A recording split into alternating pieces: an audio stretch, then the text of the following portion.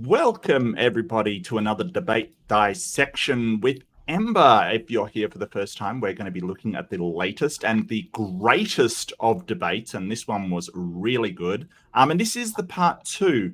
I'm here with my co-host Ember. If you're returning, welcome back. It's always wonderful to have you here. And we're going to be doing the part two and finishing off the Hitch. That came out wrong. But you are looking amazingly festive. I did not expect that when I was ready to do the intro. I was like, okay, that's just distracting. That's distracting, but it looks awesome. And obviously you're feeling very festive today. I'm trying to be in the holiday spirit. It isn't always easy, but we only get to do this stuff like it. I mean, we could do it any time of year technically, but it fits in this time of year. So yeah. Well, I was just over on Captive Desk. Like Dave watching Captive Desk. Mm-hmm. And it's sort of the whole thing was there's Christians complaining about atheists don't Christmas right, I think. I think that's what they were complaining, like, why don't they get their own day kind of thing? And it's like, well, and to my mind, and it's a really good question. It's a really good discussion over there. Highly, highly recommend.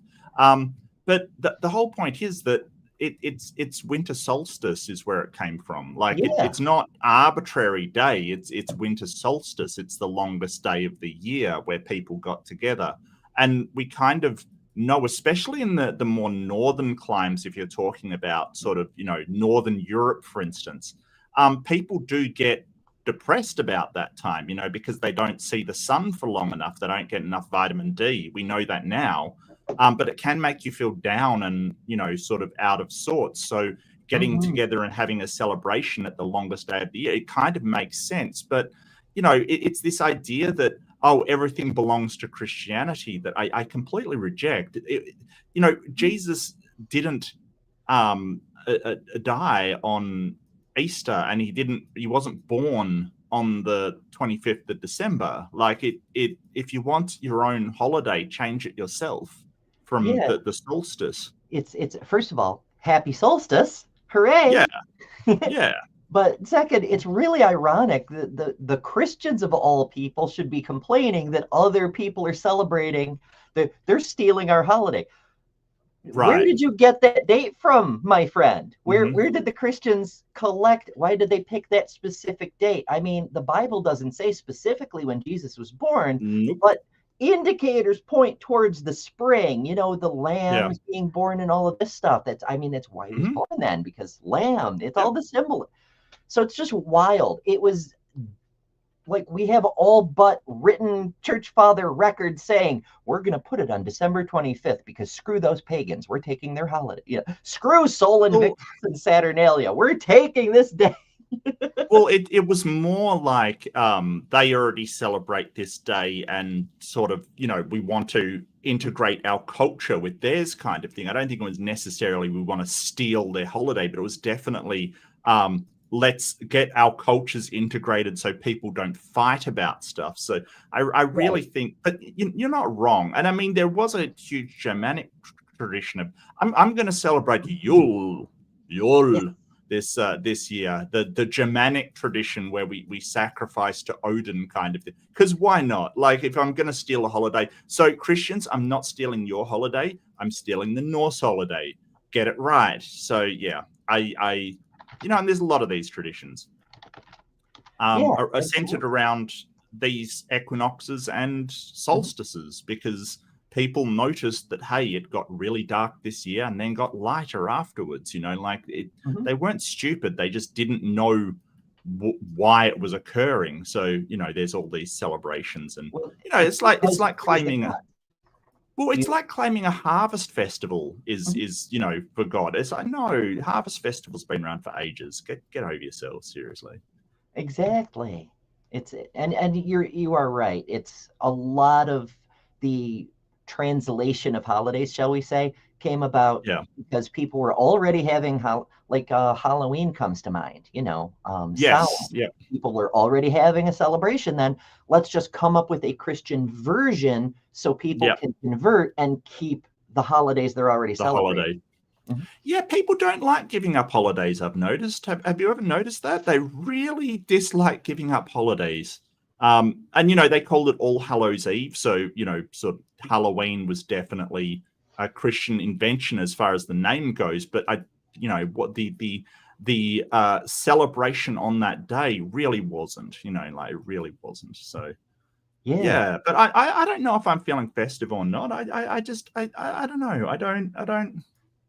I'm in. Do you remember where we're up to? I think you posted the time in our chat, so I'll just get that organized quickly so we can get on way. But I'm glad you're feeling festive. I usually don't get into festivities that much myself. There you go, 37:40. But I do like seeing people festive and happy and stuff. It feels good. It does feel good.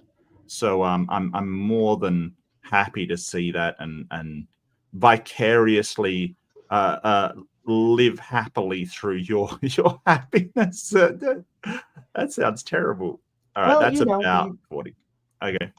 Just because we can do a thing doesn't mean we have to. But on the flip side, the way I figure is, say you live to 80. That means you only get 80 Christmases.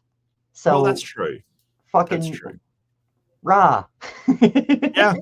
Yeah. And I did mention this before we started. I have been pressured into doing a Christmas special by my chat, and Human Girl, I'm looking in your direction here. So I will be doing the usual Christmas special, the Ho Ho Hovend, because there's nothing funnier than someone being hovened. So that's going to be going down tomorrow at about the same time as this one. And then I have a interview coming up, which is great.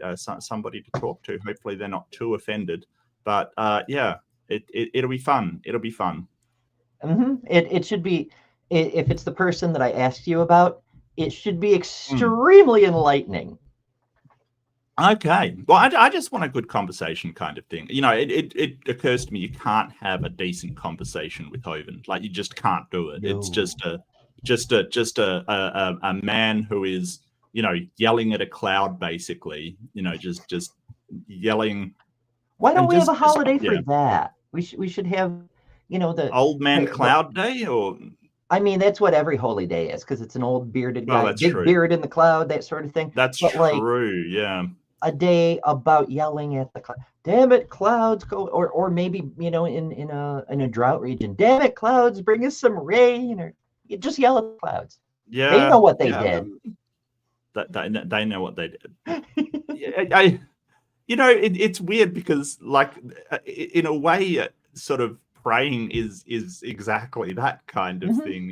Like, that's, I suppose it changed from yelling at the clouds to begging at the clouds, basically. Please treat me right. I don't know.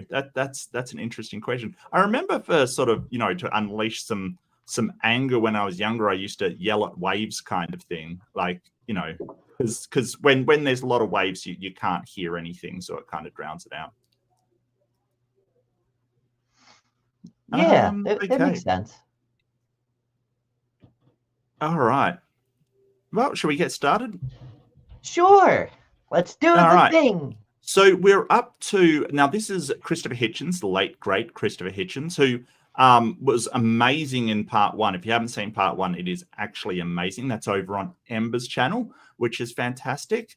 I highly recommend that channel as well, better than Ember.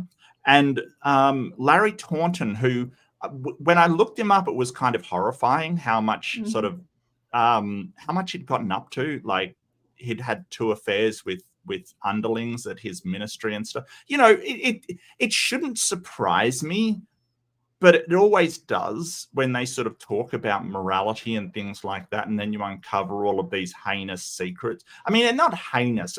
We're all human. People have cheated on their spouses, yeah, but it amazes me how high a horse someone can be on while having all of that in their past. Like, I don't know. It just, if I did, I've done stuff wrong in my life, but I don't get on this, well, my morality is so much better than yours. Like, I don't know. It's weird.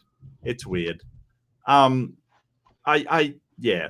Well, let's just run it. Let's see what they've got to say. But he scored a real own goal kind of thing like last time.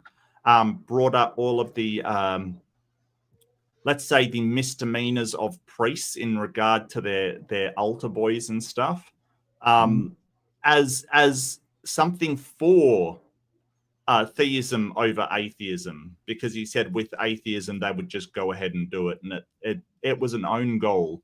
I would probably steer clear of that argument. If you are a theist watching, don't use that argument. Don't use the argument, hey, under atheism, people would abuse their position in the church. Yeah, no, that's not a thing. A, that's not a thing, and B, oh boy, wow, calling attention to yeah, the killer calling from inside the house. Oh dear.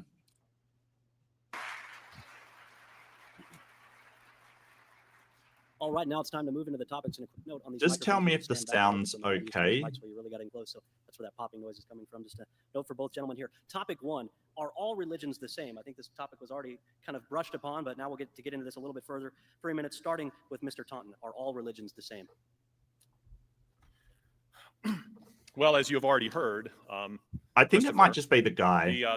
I think it might be that one guy. Larry sounds okay to me. Let me know though, and I can try to boost it.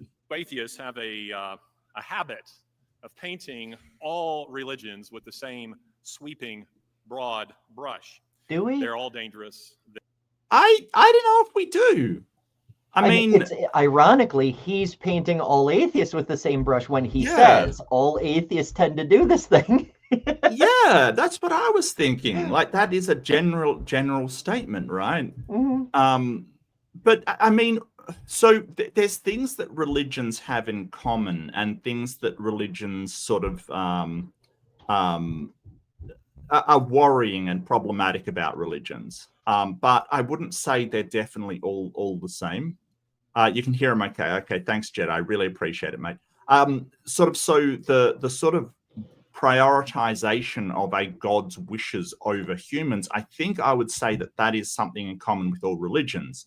But the scope at which they're willing to do that is completely different. I mean, the difference between an Anglican church or Church of England in the modern day and, say, a extremist Muslim sect in the middle, like there's a ton of difference between those two religious systems, as far as how much harm they do, or what they do, or what their motivations are, or how they carry out those motivations. I don't think that that's what atheists are doing, but we get a lot of all atheists, even down to the all atheists believe this thing, right? You think the universe came from nothing because you're an atheist, and sort of, so it's very difficult to sort of hear him go, well, all atheists do this. It's like, no, not all atheists do that.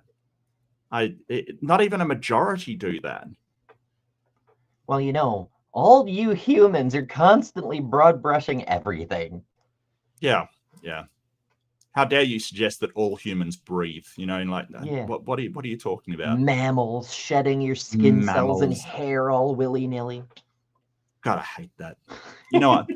My wife, I absolutely adore her. Her hair, I've never called hair malicious before, but her hair is actually malicious. It has a mind of its own. It goes to places she's never been. It's very crazy. I don't understand. It's lovely. I just, her hair is evil. I'm hooked. They're all detrimental to society, is the line they tend to take. They look at events like 9/11, the bombing of the USS Cole, 7/7 subway bombers, and say, what do all these things have in common? Well, what do they have in common? Well, they're acts of terror perpetrated by religious fanatics. I mean, that's the obvious answer, right? They're all religious fanatics. Yeah. Religion, of course, a more nuanced, a more thoughtful evaluation would include that it is radical Islam, that all Oh, religions are not the no. same. This was not the Amish. Oh, no. No, not really. He's doing Not- that thing where he's pointing at his own issue, like he's trying to mask it, right? By saying, "Oh, well, look, these cherry-picked examples are all Islam." But because Yeah. they're cherry-picked examples, what he leaves out is kind of sending up a neon sign over his own house, like Timothy Mhm. McVeigh, who was a Yeah. fundamentalist Christian.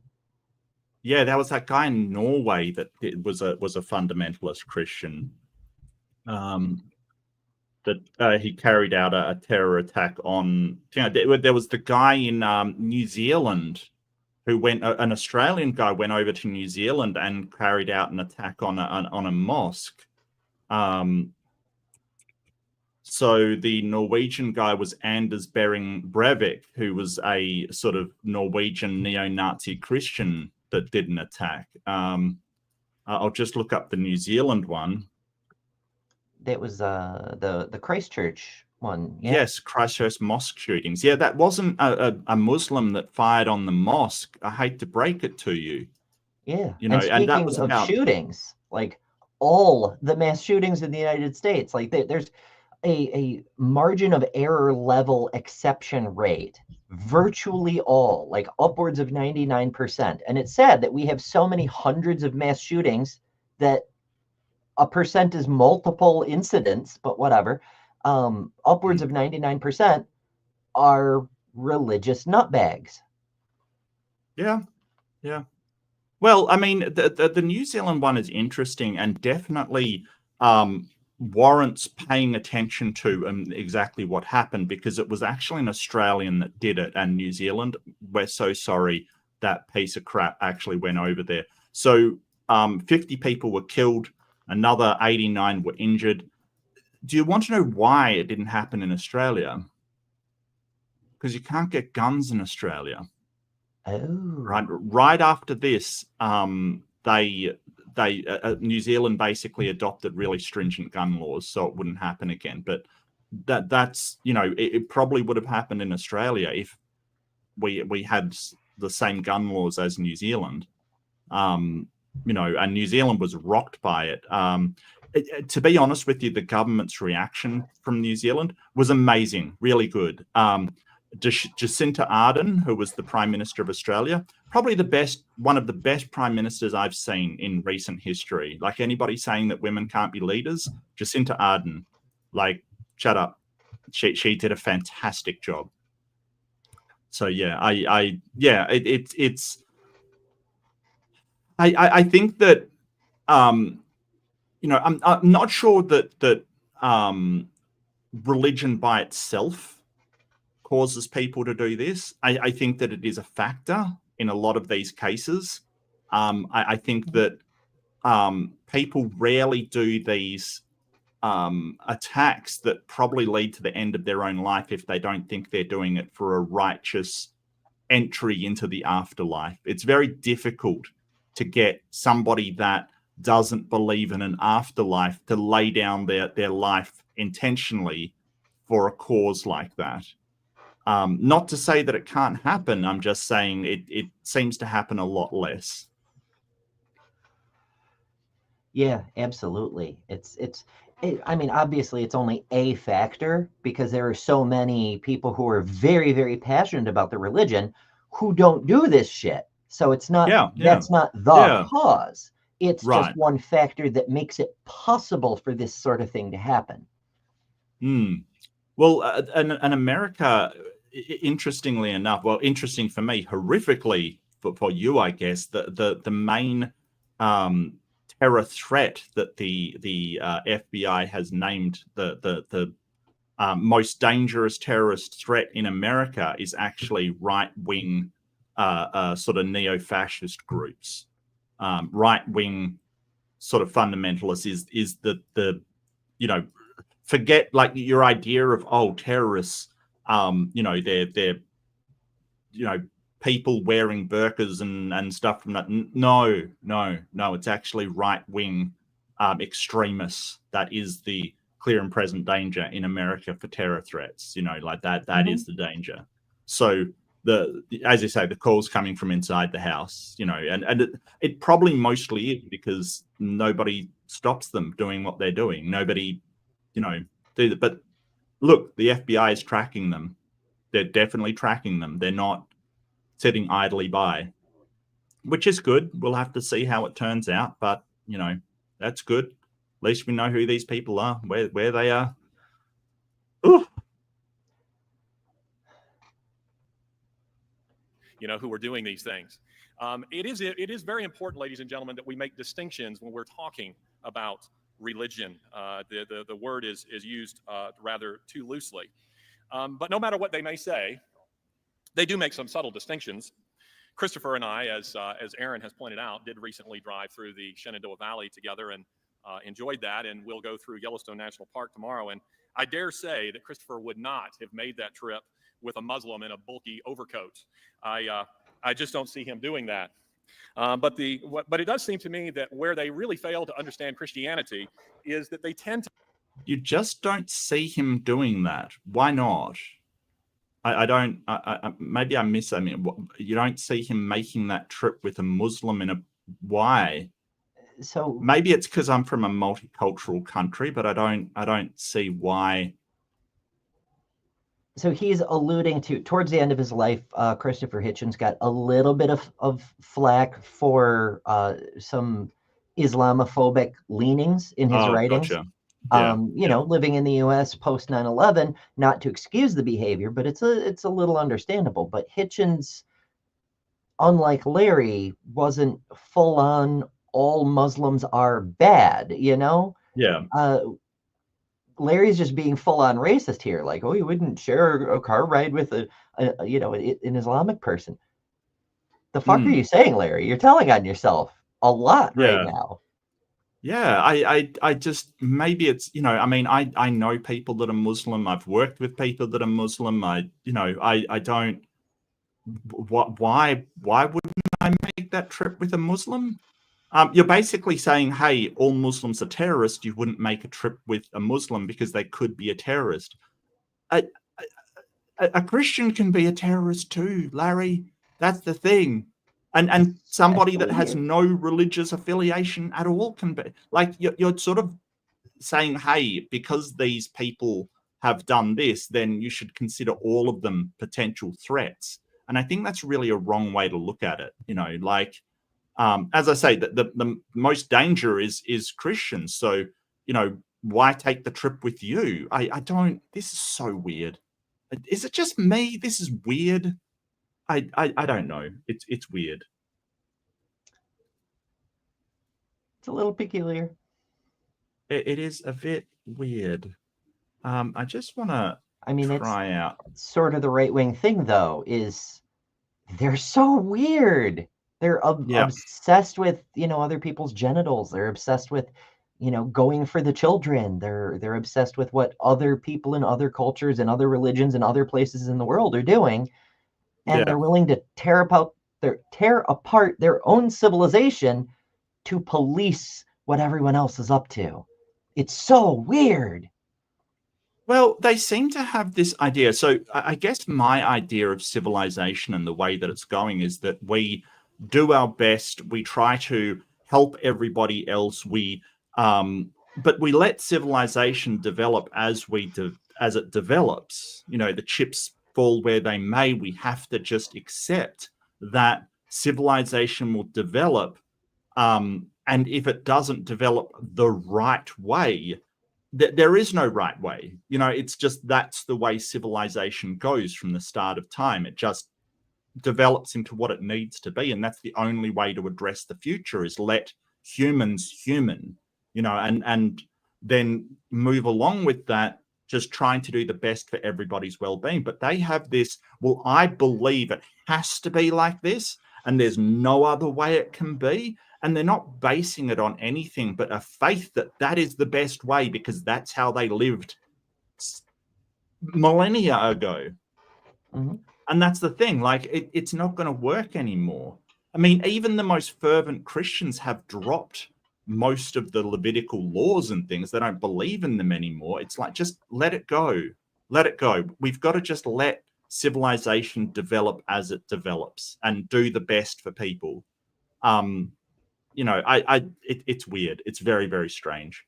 I'm going to try boosting this volume. Just tell me if it's any better. To see it as a religion of law rather than a religion of grace. And the central doctrine of Christianity, ladies and gentlemen, is the doctrine of grace to be found in the person of Jesus Christ. This is what it all hinges upon. You discount the cross, the resurrection, and you can discount the whole of the faith. This is the Apostle Paul's argument in 1 Corinthians. And so what I would want to make the distinction.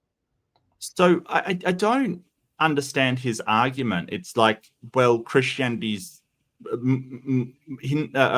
Islam is worse than Christianity, and I think that it's weird that he's like, well, atheists will all paint with the same broad brush of all religions, and Islam is a religion of purely war.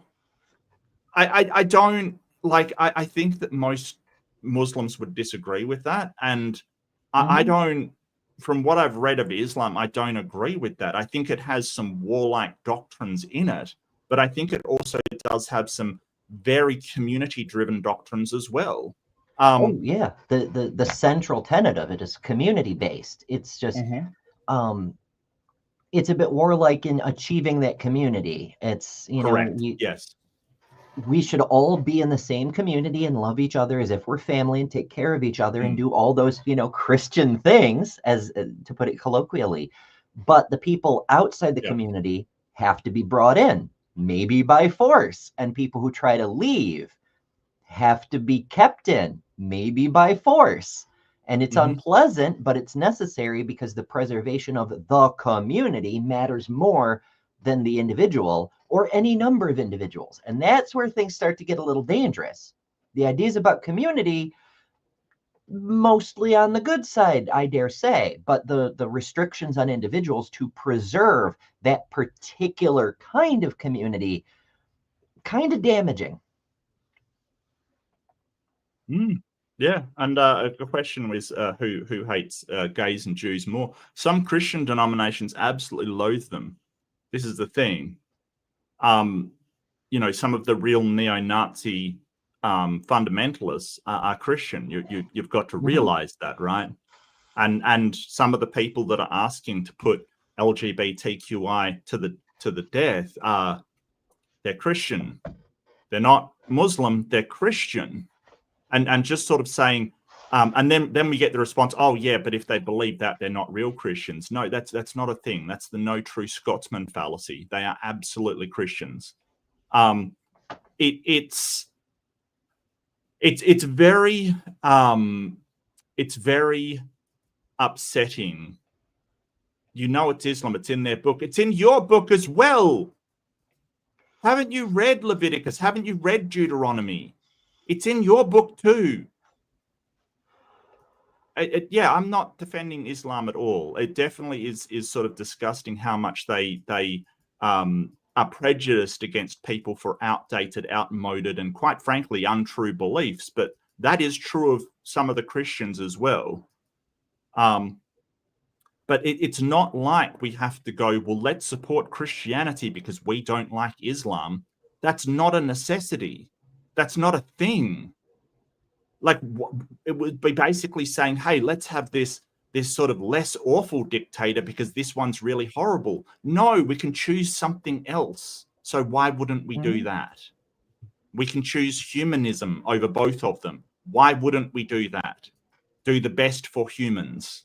I don't know why I wouldn't choose that. And that's why I'm a humanist and not a freaking Christian.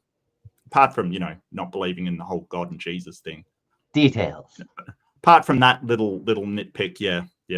Distinction is that because Christianity is a religion of grace, that grace is there is an inward transformation of the soul. There is a corresponding outward transformation of society. That is to say that grace itself has some impact upon society. And this resonates with my own personal experience. Religions. Larry. Okay. So how do you measure grace? Okay, let's quantify this. right? You're saying that grace has an impact. Okay, sociologically, we can say that your claim is that grace has an impact on society, a good impact on society. How do we measure that? How do we measure how much grace Christianity as opposed to Islam is providing? Grace-a-tons. Do you have a grace-o-meter there? Is that what you have? So essentially, you've got this concept that really has no validity to any kind of thing. We can measure things like happiness. We can measure things like generosity, reciprocity, empathy. We can sort of quantify these things into some sort of statistical or psychological analysis across the society. So sociology with sort of psychological basis. But we can't measure grace because grace seems to be a God liking you or a God's favor upon you. And I don't know how we can measure that. Like, I don't know how we can validate that. You would expect if there is grace in a religion for it to have these external things showing, like generosity, like things like kindness towards people of other backgrounds and other cultures. We don't see that in Christianity. What we see in Christianity is a very us and them mentality. We'll take care of our own, but you're damned and you're this and you're that and you're the other. You're just horrible. So how do we measure this grace that you keep talking about? I'm not even sure I know what it is. Yeah, I'd expect to see some, I mean, depending on what you mean by grace, but I'd expect to see some external factors as well. Like, a country that the whole nation is grace, the whole society is filled with the presence of greater godliness. You might expect, fewer natural disasters, no droughts, high crop yields, borderline miracles. Like they're naturalistic, but they're on the top end, showing that God's favor because there's grace upon the land. Yeah. And we've just never seen that. A quick search in Christianity, grace is a fundamental concept in the Christian faith. The idea is that God gives people undeserved favor, love, and clemency, and that people are saved by faith through grace. Grace is a gift from God that cannot be earned. Okay, so that's what the AI says, because when you talk about grace to me, because I was raised an atheist, I was raised with no idea about religion. When you say grace, I'm thinking about physical grace, like your smoothness and dexterity in movement kind of thing. Like when you say someone's graceful, but that's not what they mean. But the whole thing that gets me is that grace is the idea that people don't deserve love and you give it to them anyway. That they don't deserve this.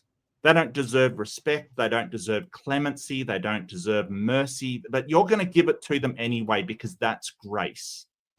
That is a dangerous idea, a real dangerous idea, because it so easily passes from people don't deserve this thing and we're giving it to them anyway to, well, let's give them what they deserve. Yeah, it undermines justice in both directions. Correct, yes. And it kind of undermines, it doesn't undermine mercy, but it kind of undermines this idea that people are deserving of respect and love and generosity until they prove otherwise, right? So there's sort of two schools of thought when it comes to altruism kind of thing. This idea that, hey, I'm going to be altruistic until people prove otherwise, or I'm going to be non-altruistic until they mean something to me, or they've done something so they deserve it. I personally go with the altruism towards everybody until they prove otherwise. You know, if someone's going to take advantage of me, well, no. But I think that if everybody is going around saying, hey, you don't deserve altruism until you do something to show it to me, well, to my mind, what happens is everybody goes around treating each other badly because no one's shown it. You know, who's going to be the first to show it in that circumstance? Nobody, right? So to me, the first one's a lot better. But I mean, I won't take us off on too long a tangent. I'm just sort of saying that this whole idea of grace is, to my mind, not dangerous, but I guess it undermines treating people with empathy and compassion because you don't think they deserve it.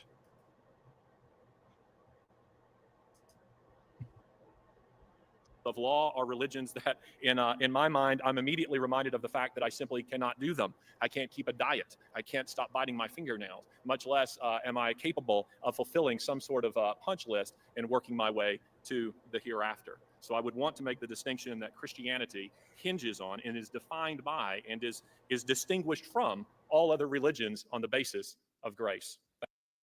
Well, so I mean, he's talked about these behaviors he can't stop doing. He can't stop biting his fingernails, which I used to have a huge problem with, right? I used to bite my fingernails down to the nubs, basically. It was terrible. Very, very bad for you. I don't know why you would beat yourself up about that. We're talking about maladaptive behaviors that are not good for you, and you know they're not good for you, but you can't really stop them, kind of thing. So the whole idea is some of these behaviors are coping mechanisms, right? It kind of, for instance, you've got a child who has a habit of sucking their thumb, for instance, that is sometimes a soothing behavior. The people on the autism spectrum, they stim, they jitter, but it actually soothes them. So not all of these behaviors are necessarily bad because they act as coping mechanisms. When it starts to disrupt your life, or be bad for you, that's when we've got to say, hey, it's a maladaptive behavior. We've got to do something about it. So in the instance of biting your nails, if you're, causing damage to yourself, yeah, that's a bit of a problem, kind of thing. So, but I mean, it's sort of this, well, I'm just a horrible person because I have these flaws. I don't know where to begin with that. I don't know. Yeah, it's a weird place to take things because we're talking about stuff on a societal level. The society is blessed by grace or whatever, and he's talking about his own personal idiosyncrasies or compulsions or whatever.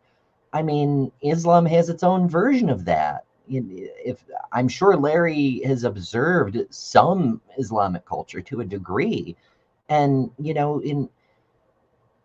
in a peaceful situation, which are increasingly hard to find these days, but you'll see two Islamic men greet each other on the street and say, salam alaikum, etc. There's grace between them, it's not this man is my enemy. He's my comrade, my countryman, whatever. The same as all humans do everywhere. It's only when cultures and ideologies come into conflict that you start to see this kind of behavior of dehumanizing the other person, like Larry's trying to do with Islam, because he can't seem to bring himself to do with atheism, which is his actual opponent this evening.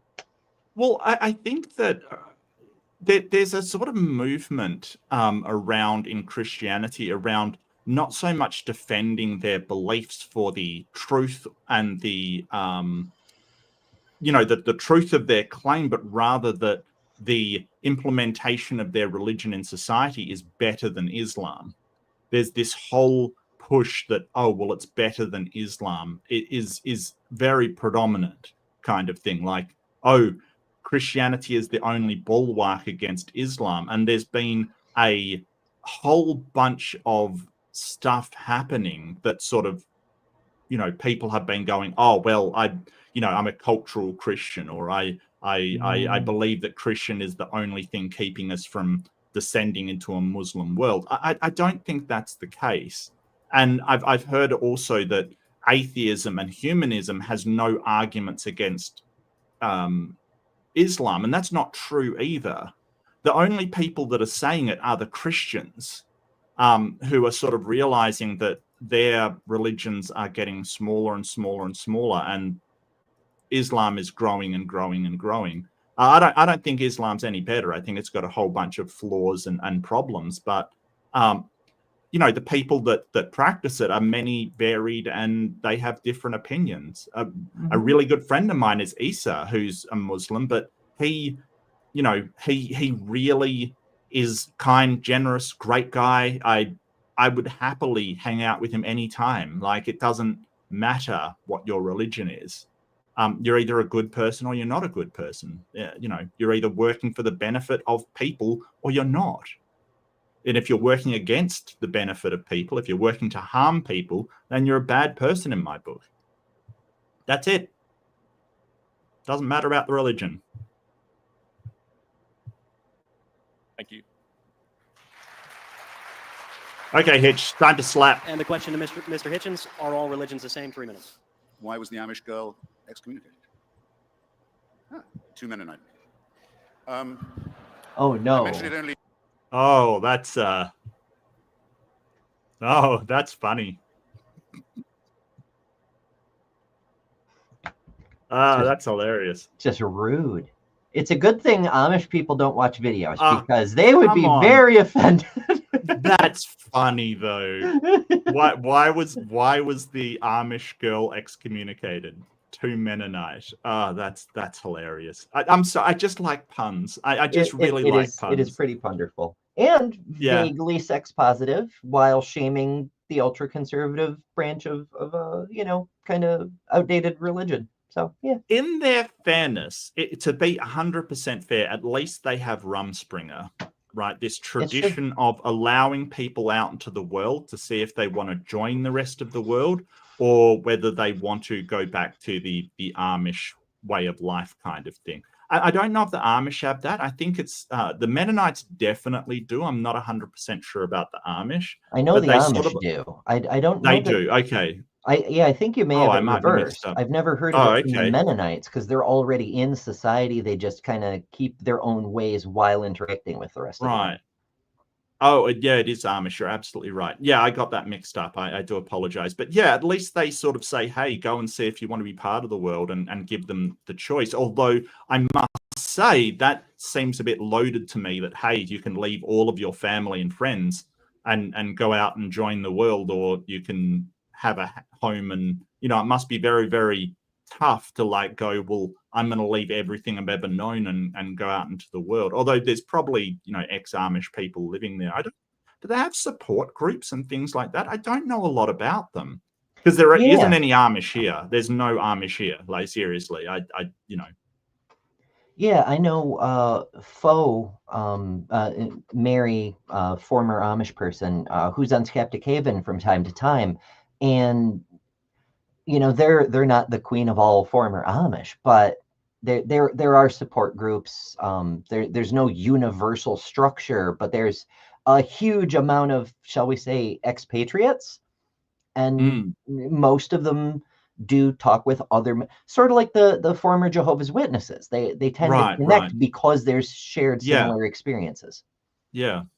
Actually, I was watching the Apostate Sisters last night. Absolutely fantastic, talking about their sort of experiences, and horrific, absolutely horrific. But I'm so appreciative that they're dragging this stuff out into the light and finding community with other people that have gone through the same thing. The sort of intuition would tell us that sharing trauma with people that have been through the same, it should magnify that. You know, that's what intuition would say, but it doesn't. Finding people that have been through the same thing and you can connect with them is actually very healthy and very, it helps alleviate that feeling of being alone. So I love what they're doing. I absolutely adore it. Yeah, they're absolutely amazing.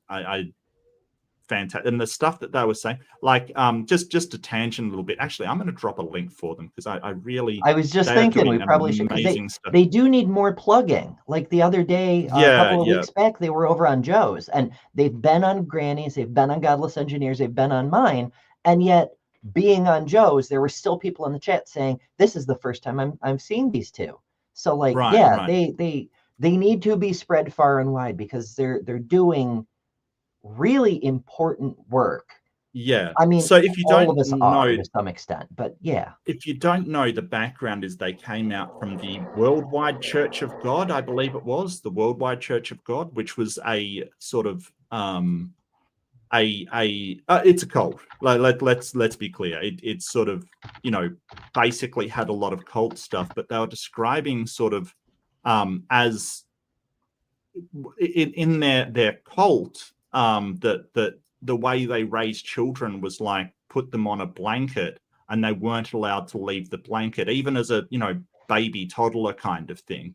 And they would put toys outside of the blanket, and every time the kid tried to crawl to get the toy, they would spank them and put them back on the blanket kind of thing. Ooh. And yeah, I mean, Nancy said it's like training a dog. You know, don't be curious. Don't go after things outside of your, like, it is basically teaching a dog to, you know, stay within the realms of its box kind of thing. You know, don't leave this area or else you're going to be punished, basically. So, no, just some fascinating commentary about, you know, killing curiosity in children, and, you know, because children are curious, they're going to be curious. And Patty was talking about how she was curious about all kinds of things, you know, looking up in the thing, and it's just horrific, but it needs to be brought to attention how some religions are shaping generations to come to reject any idea that looks interesting, because, you know, they've literally been trained to reject anything interesting because that's not God, and only to focus on that. I can't. It's so harmful for a society to go, okay, your children shouldn't be curious, they shouldn't be inquisitive, they shouldn't ask why, they shouldn't go after this thing that looks like fun, they should just stay in their little circle and worship the God, and that's all they should do. I can't. It's so harmful. It's just, it's abuse. Quite. Anyway, I'm going on tangents today. It's what we do here. Well, and everyone goes, "What do you mean today, Mark? You're always on tangents." Yes. Yeah. But no, give the apostate sisters some love. You know, and please give them support. It, you know, and if you've come out from some kind of very domineering religion, they will understand. I really think they will understand. Yeah, high control groups of all kinds, and child abuse situations, and like there's I don't get to as many shows as I used to, and there's so many members in our community who all have such quality things to say. But every time I've been to an Apostate Sisters premiere or you know, regular video, whatever, something connects with something in me that I haven't found anywhere else before. So there's, you know, it doesn't have to be former Armstrong cults, you know, any of these kinds of situations. And they also talk a lot about bodily autonomy and the way that interacts with extremist faiths. There's a lot of good shit over there. Yep, absolutely. And they're fun people. You are more than your reproductive system, people. I mention it only because Larry speaks as if we lived several hundred years ago when there was only one kind of Christianity. Even then, it was pretty schismatic. But there was a time when there was such a thing you could unironically call Christendom, the world that had been won so far for Christ, where there was rough. Yeah, and that's when the Catholic Church held sway, and just all of Europe was Christendom. It was basically just Catholic Church. However, the Catholic Church did crack down on a lot of other denominations within them. The Cathars, there was a lot of denominations that were just wiped off the face of the earth. Spanish Inquisition. Agreement, and though it was polycentric, there were always different claims to who was Pope. It was nothing like the incredible fissile mess and chaos that you see now, where there are any number of different forms of Christianity, not all of them, I don't think even Larry would say, all that filled with grace. And apart from underlining and remaking for me my point that shows that religion is man-made, it also may appear to undermine the point that all religions are the same, since there are such fantastic discrepancies between them. When the Baptists of Danbury, Connecticut, wrote to President Jefferson complaining of their persecution in Connecticut and eliciting from him the famous promise that a wall of separation would always guard the government of the United States from any intervention in religion or any establishment of it, who were they afraid of in Danbury, Connecticut? Can anyone tell me that? They were afraid of the Congregationalists of Danbury, Connecticut, who at that point had a theocratic control over the state. Now, we now don't think of the Congregationalists or the Baptists as being particularly menacing. I'm not sure I'd ride through Shenandoah with any of them, but... Yeah, I think he makes a good point. I haven't heard of that. That's, you know, this is why I love Hitchens. It's his knowledge of these events that have occurred. Wrote Jefferson, did they? Mm-hmm.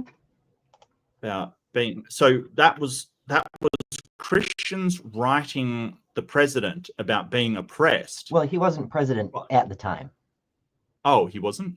No, this was in the early stages. Yeah. That's one of the reasons the First Amendment is worded the way it is, to, you know, make it clear that there would be a separation. It wasn't. They had written congratulating him on being elected to the presidency, complaining about the Connecticut federal government's religious opposition and supporting the need for a freedom of conscience. This letter has been famous for its inclusion of the phrase, a wall of separation between church and state. The letter gained great attention and okay, yeah, it was 1802, so it was after. Yeah, it's interesting because the way it's taught, at least in the classes I went through, was that because of exchanges like that is why when Washington was the first president under the Constitution, he insisted the First Amendment be worded the way it is and be the first. So it's weird that would come up over a decade after that was already ostensibly resolved. Very peculiar. Well, I think freedom of religion is a very nebulous term, you know, like it wasn't necessarily that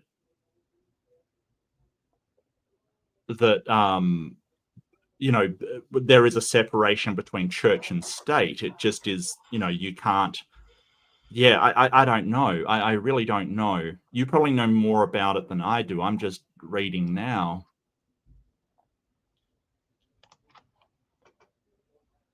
I mean, well, I did go through the American education system, so, you know, it's not the first time I found a glaringly huge hole in what I'd been taught.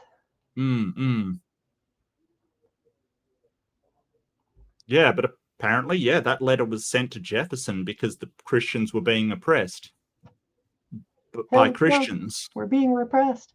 Yeah, I mean, that's how it often is. I mean, it was proto-fascism, but it's the same sort of thing. They're always much harder on their own. You know, you've got to persecute the heretic before the infidel. Keep all your sheep in the pen before you go try to round up other sheep. There's a bunch of metaphors and similes and so forth. Well, it's interesting that sort of Christians will often talk about, you know, all these Christians being persecuted around the world, and they are, you know, like I won't, you know, I'm not going to argue that, hey, Christians aren't persecuted, especially in sort of Muslim majority countries and things, but they often leave out that a lot of the persecution is done by other Christians. And that's sort of the part they gloss over, that sort of some of the time, and I'm not, you know, I don't know the percentages, so I'm not going to make any declaration, but a lot of the time they include the Christians being persecuted by other Christians. And it's like, hold on a second. That's not so much persecution from another religion as religious infighting between Christians. But of course they don't, you know, the amount of Christians that I've met that don't consider their rivals in Christianity real Christians is just incredible. And some of these Amish want watching too, but that's because they have no power. If they had or been allowed to have, don't you worry, you would have heard about them, and you would be thinking more about these questions. Now, in my book, God is Not Great, available at fine bookstores everywhere, I have the following to say. It's obvious that Christianity is a derivation of Judaism, effectively a plagiarism of it. Sure. Indeed, the New Testament is littered with descriptions of events and sayings. Yeah, I mean, you can call Islam the same. That's obviously a derivation of Judaism. There's no doubt about it. It's just that the Jews don't feel the same way. They don't. This is the thing. Like Christians will talk about Judeo-Christian values, and the Jewish people were going, no, there's no such thing, because they don't want to be associated with the Christian religion. Yeah. And while the Judeo religion, I mean, there's some issues and there's some problems, especially with the what are they,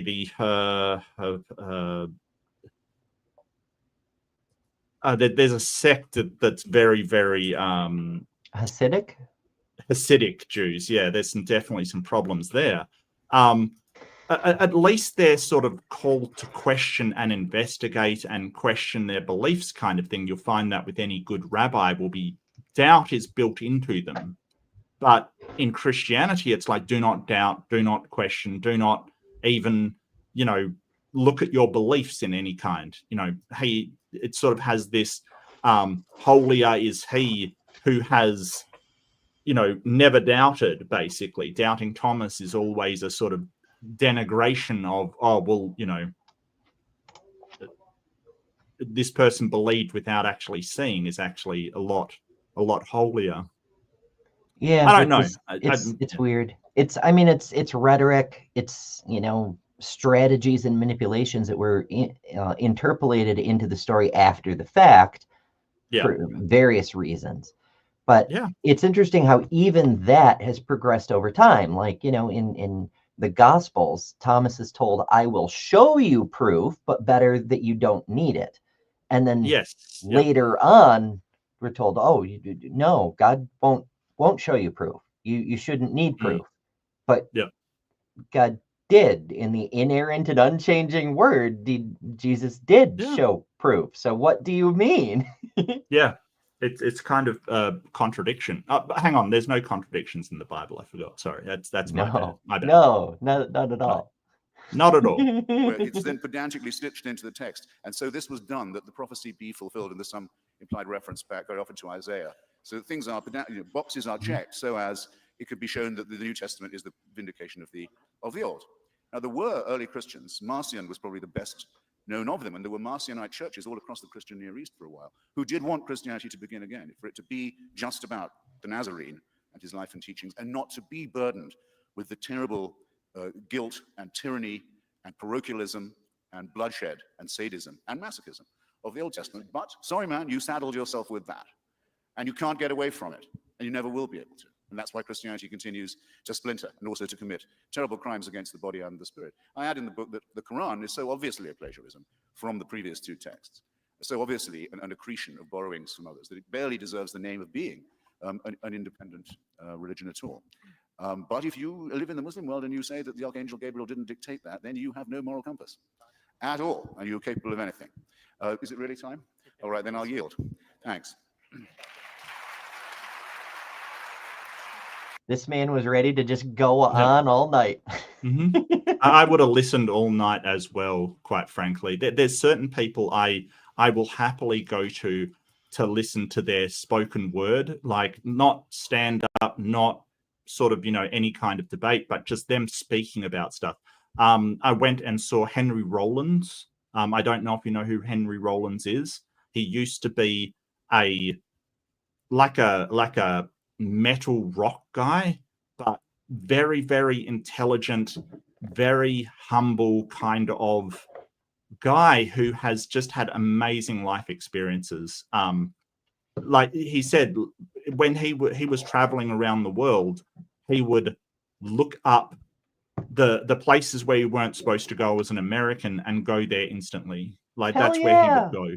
Well, the thing was, he said he'd get there, and he is humble. He is sort of like, oh, if I do anything wrong, please let me know, kind of thing. Very, very humble kind of guy.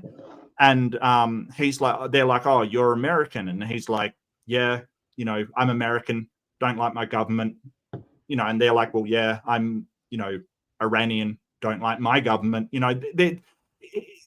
What he advocated was you'll find these similarities between people all over the world. They're kind of like, you're over here going, oh, I'm American, don't like my government, worried about the Iranian government. let me tell you, there's Iranians over in Iran going, yeah, I'm Iranian, don't like my government, really worried about America. You know, like it's not this thing that everybody's evil and out to get you.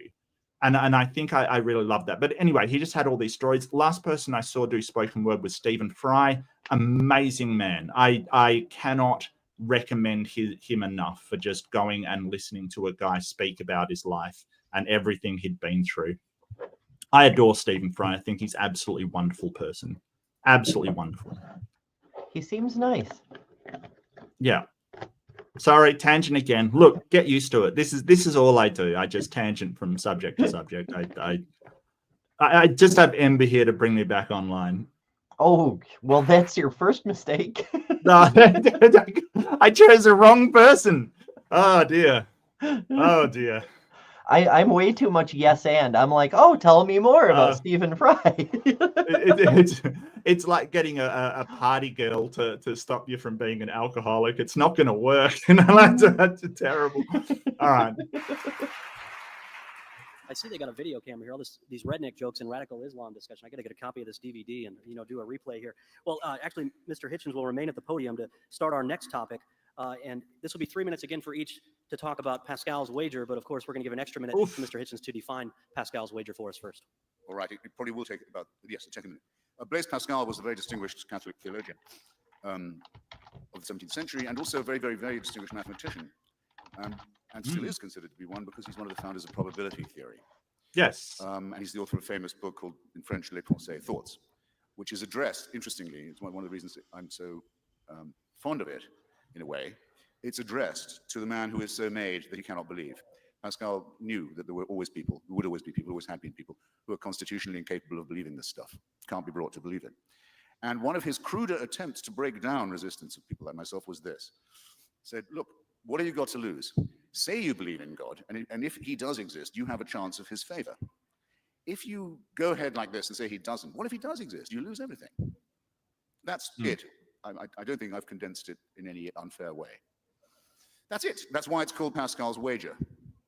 Sometimes called Pascal's gambit, in fact, by mathematicians, but it has the correct echo to me precisely of the huckster on the racetrack saying, how can you lose? Have I got a bet for you? Can you imagine anything cheaper, really, or more sordid? The two things that it assumes, needs to assume, are these. One, a fantastically cynical God who's also a bloody fool. I mean, a nasty and cynical person who's also so thick that he would be fooled by me saying, tell you what, on the flip coin that you exist and I need a break, I'll say I believe in you. So, oh, I'm really impressed now. You've just undergone a moral transformation. Yeah, and that's probably one of the best arguments against Pascal's wager. I have others. There's other problems there. Pascal's wager is also based upon, well, if you're an atheist and you die, you've lost nothing. And it depends what you value in life. If you value integrity, your integrity of belief, then you have lost something. You've lost your integrity because you're believing in something that you're basically lying to yourself. You're believing in something that you don't think is true. So I would sort of say, hey, you've lost your integrity, and that's worth a lot to me. It might not be worth a lot to some people, but it's worth a lot to me. And the problem with it is you can do sort of a reductio ad absurdum on Pascal's wager. You can sort of say, well, that means that anybody that says to you, hey, I promise you infinite something, anything, right, then you should go along with that. If I say now, Ember, if you send me all of your money, then I promise that you will have infinite reward in the afterlife, kind of thing. Then if you're being intellectually consistent, regardless of the chance, because don't forget, Pascal wager says, regardless of the chance that is true, whether it's 0.00001% or even lower, it's worth it because the infinite reward outweighs the chance that it's wrong, right? Because it's infinite reward. And that's where the probability comes in. If you have infinite reward, then even a slightest chance, it outweighs any sort of chance that it's not true. The problem there is, if to be intellectually consistent, you'd have to do that. And we know that's not true. But hey, I could be telling the truth. It could be, maybe it's 0.0000, hundreds of zeros and then 1% chance that it's true. The infinite reward outweighs it. So Pascal's wager in any other circumstance, you would go, no, that's ridiculous. Like a promise for infinite reward does not outweigh that probability. So, do you have any other sort of arguments against Pascal's? Oh, shit tons. I mean, for one thing, the infinite reward itself, this reminds me of the typos in the scam letters from the Nigerian princes. Right. What exactly is an infinite reward? How do you measure it? How do you verify it's infinite? It's one of those things like it only catches the people who are willing to skip over thinking about bits, like it doesn't, like it's William Lane incoherent. Exactly. It doesn't make sense. Another is that inherent false dichotomy. You believe in this in case it might be true. That presupposes it's either the proposal or not. But in reality, there's, thousands of different religions, some of them with hundreds or, Hinduism is said to have 3 million gods. So it's not choose this or that and 25% tables or whatever. It's a near infinite amount of potential choices. And then if you break it down further, the Christian denominations will all tell you, well, yes, we all believe in Jesus, but if you don't also hate black people, you're still going to burn in hell. Or if you don't also stone gay people, you're still going to burn in hell. So there's these extra caveats, or you're not a real Christian. So now you've got 43,000 different versions of Christianity. And if you're not just choosing to believe in the correct one, you're fucked. And it just, there's so much that's wrong with this. What if the God wants you to believe what the senses tell you in your own mind empirically says about the world? What if the God doesn't want you to believe because he hides himself and wants you to be intellectual about it and will reward the people that don't believe in a God? What if that God exists? We've seen pretty good proposals along those lines too, that if there is a theistic God, it's hiding specifically to get us to stand on our own 2 feet instead of relying on some divine backstop miracle coming out of nowhere to support us. Yeah. So that all of these being proposed, theologians generally don't use that argument anymore. That is such a bad argument that they do not. Like, I haven't seen that when William Lane Craig came out with it. I was like, that hasn't been used for literally decades. Last time I saw that used was probably in the 90s. Like from 2000s onwards, only very, very conservative people would use it. That's a nice way of putting it. Well, just conservative as in, resistant to change. I haven't seen it for years and years and years because it is such a terrible argument. We're talking like Alan Parr, Mike Winger, that level of apologetics. Yeah, that level. Yeah. Oh, I do like David Mitchell though. Iconocry. I hope I said that right. This Blaise Pascal is considered in the first rank of Christian thinkers, I might add. The second thing it assumes, of course, is the most corrupt and vulgar kind of consumer, the sort of person who'd fall for a deal like that and would think that would be nice. I'll bet correctly. I hope you'll forgive me, ladies and gentlemen, for mentioning this, because I don't at all want to invoke my own particular case in an attempt to gain your sympathy. I'll say as objectively as I can. Some of you may have read that I'm not very well and may not have very long to live. I find it particularly objectionable, this wager, which Pascal offers to anyone at any time in their life, to be fair to him, tends to be pressed on you all the time, if you don't look as if you're going to last very long, by people who say, surely that now you might be frightened and not feeling at your best and afraid of a smelly and disgusting end. Surely this would be the perfect moment to repudiate all the convictions of a lifetime. For some reason, that comes naturally to a lot of people of faith. I don't mind for myself, but I think it's the vilest kind of bullying to inflict on people in hospital or people who are in extremis. Anyway. Yeah, and my fundamentalist fails a couple of days ago on my Friday. I went through basically Hovind lying about these atheist deathbed confessions, right? It was really horrific because he'd said things like David Hume had this deathbed confession kind of thing. Now, if you don't know who David Hume was, he was a very famous philosopher in the 19th century. Him and Immanuel Kant really went against one another, and Kant really lost that fight. Like, Hume was definitely the better thinker. Well, you know why? Fight. Because Immanuel Kant. Yeah. Nice. But Hume was famously atheist, and his one fear was that people would make up this deathbed confession about him. Everybody swore and signed affidavits that he was cheerfully an atheist till his dying day, but they still made stuff up. And it is disgusting the way that they've done that. You know, everybody that is an atheist that dies, they make up that they confessed on their deathbed. Hitch didn't. David Hume didn't. It was interesting that none of the people, either when Hovind went through them, I fact-checked every single one, which took quite a while, right? Fact-checked every single one, and every one that he brought up, either they A, weren't an atheist, or B, didn't have a deathbed confession. He lied about every single one.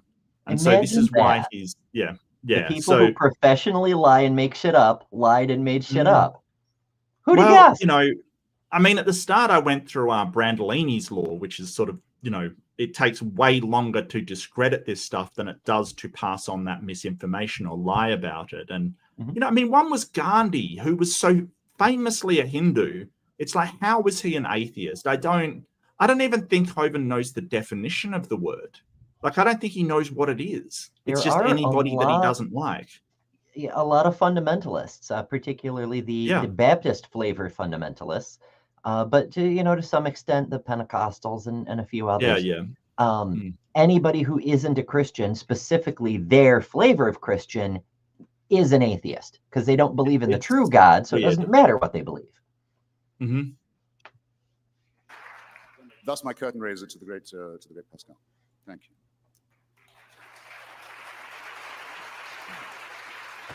And now 3 minutes from Mr. Taunton on Pascal's wager. What was it that I heard there? Crimes inflicted on the body and the, what did he say? The spirit, I think? Yeah. Very interesting coming from an atheist. There is. Well, he's talking about the overall.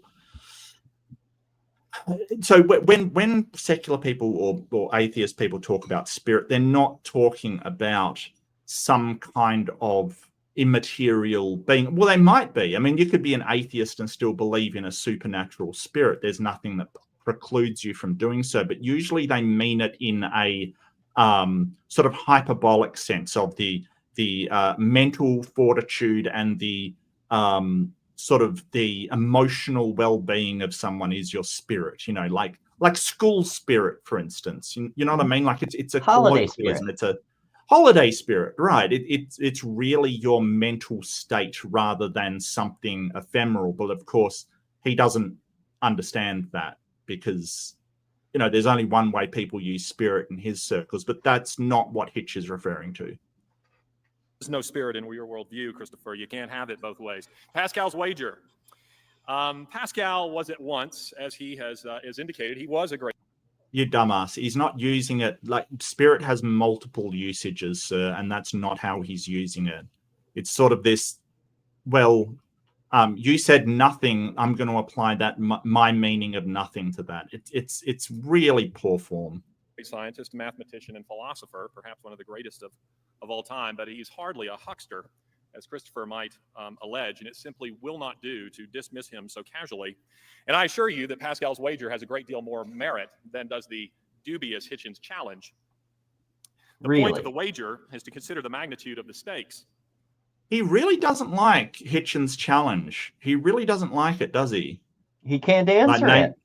Yeah, well, name one thing that a Christian can do in the name of God that an atheist can't do in the name of God. And what was the verse one? Name one thing that an atheist wouldn't do. Wouldn't do. A religious Yeah. person would if it's for Yeah. God. And you've already Right. thought of it, haven't you? In fact, you've Yeah, thought of yeah. another thing. Yeah. Absolutely. Yeah. And he doesn't like that challenge because there is no reason why somebody who's an atheist can't do volunteer work, be charitable, take care of others, care for others. There's very good reasons to do that within society without appealing to some supernatural deity in order to justify the reasons for doing so. Yeah. There's no... Sorry, go ahead. The only answer I've ever heard to that was Greg Kokel saying tithe. But of course, the correct response to Greg Kokel's answer is that no, we said a good thing a person can do.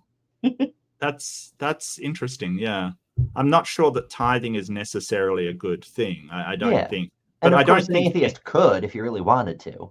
Like sure. I've been to many church services. When I was little, my grandmother brought me around, and I've as a professional photographer, as a a minister, I've been to shit tons of weddings and so forth. And sometimes you're there and the collection plate goes by and you feel a little peer pressure, so you throw a couple bucks in just so people don't give you the evil eye. Well, that's not tithing. Tithing details. Well, here's the thing. I don't think it's like so.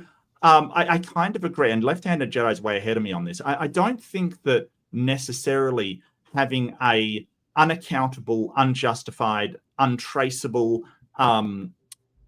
donation to an organization which may or may not use it for good purposes. Don't get me wrong. There's churches out there that really do good in their communities and around things, but I don't think that's necessarily a good thing because it's sort of non-transparent. You don't know what it's going towards. You don't know if that's going for a legal fund to cover up what a priest has done. You don't know whether it's going, you don't know where it's going. The whole point about we have these charitable organizations is they kind of, that they're accountable for where their money is going. They have to provide sort of their books kind of thing. So I kind of push back on tithing because it really isn't transparent to who's giving them the money, what that money is actually being used for. So I don't think that's a good thing in that sense. Mm-hmm. Everything. The wager is meant to be a means to an end. It's not meant to be the end in itself. And for Pascal, the end was none other than Jesus Christ. Now, if I can tell a little story, I don't think Christopher will mind me telling this as we're... What's weird, how the wager doesn't get you there, does it? Because it's like either, you go to hell or nothing, or you go to heaven or nothing. Not a peep about Jesus. It's the threat versus the promise. It's the carrot and the stick, and it has to do with whether you accept God is real. That you can do the same thing for any other religion. There's nothing inherently Jesus flavored in the equation, and you don't even need to use the word Jesus when you propose it. In fact, I've never heard it proposed with Jesus in it. It's always God. Yeah. So what do you mean, Larry? And basically, he just said the ends justify the means. If Christian. we want to teach people to be irrational, then it's fine because it gets them to God in the end. Like, this is the whole thing about epistemology. You're not saying, well, how do we get you to the end? You're saying what justifies this belief in the first place. But he's basically saying, hey, irrationality is fine as long as it gets you to that outcome. Why is that fine then? That's not fine. Like, you're better off saying, hey, that argument is not a good argument. There are better arguments for Christianity and things like that. Why?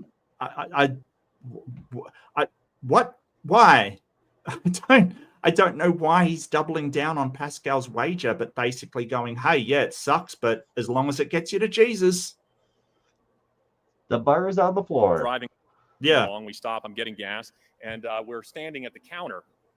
You see all these, BC powders and 6-hour energy drinks or whatever they are. And there was something there called no tar. And so Christopher leans into the counter and he says, excuse me, what is this? And she says, this is in around Johnson City, Tennessee. She says, well, you put that on the end of your cigarette and you don't get any tar and you don't get any nicotine. And Christopher says, oh, I wish I'd known.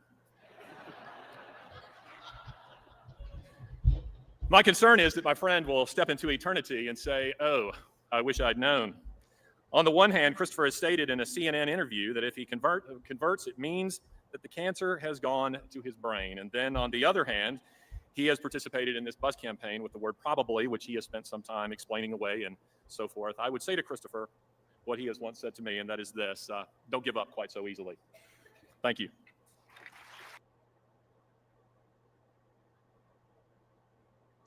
So story time. Yeah, that's very, very strange. You're basically an anecdote with the Hitch making a joke about how it is probably smoking that caused his cancer, which in self-deprecating form and sort of ironic form is very much like Hitch. And sort of, oh, well, I'm worried that he won't know about heaven. Here's the thing, like, this is the thing about Pascal's wager. It's not a good argument for justifying your beliefs in any kind of afterlife. When we're looking for a rational reason to believe that this is actually true, you're basically like, well, I'd hate for you to be wrong. It's not a good argument. Yeah, it's I mean, very much like Hitchens proposed. It's like a gambling proposition. Like, listen, if you bet on the horse, then the horse could win and you could make a bundle, or the horse could lose, and you lose a very meager amount. It's whatever. But if you don't bet on the horse, then sure, you don't lose anything, but you can't win. And then you'll suffer, because you'll know you could have won, and you've been told, you've been warned, you've been advised, you've been given the information. I'm here to help you, my friend. So why don't you place a bet on this horse? Yeah. Thank me later. Yeah. And sort of, and plus we can't even get, like, nobody's come back from heaven or whatever to tell us about it. So we can't know what the probabilities are. At least in racing, you've got odds. Oh, it's worse than that.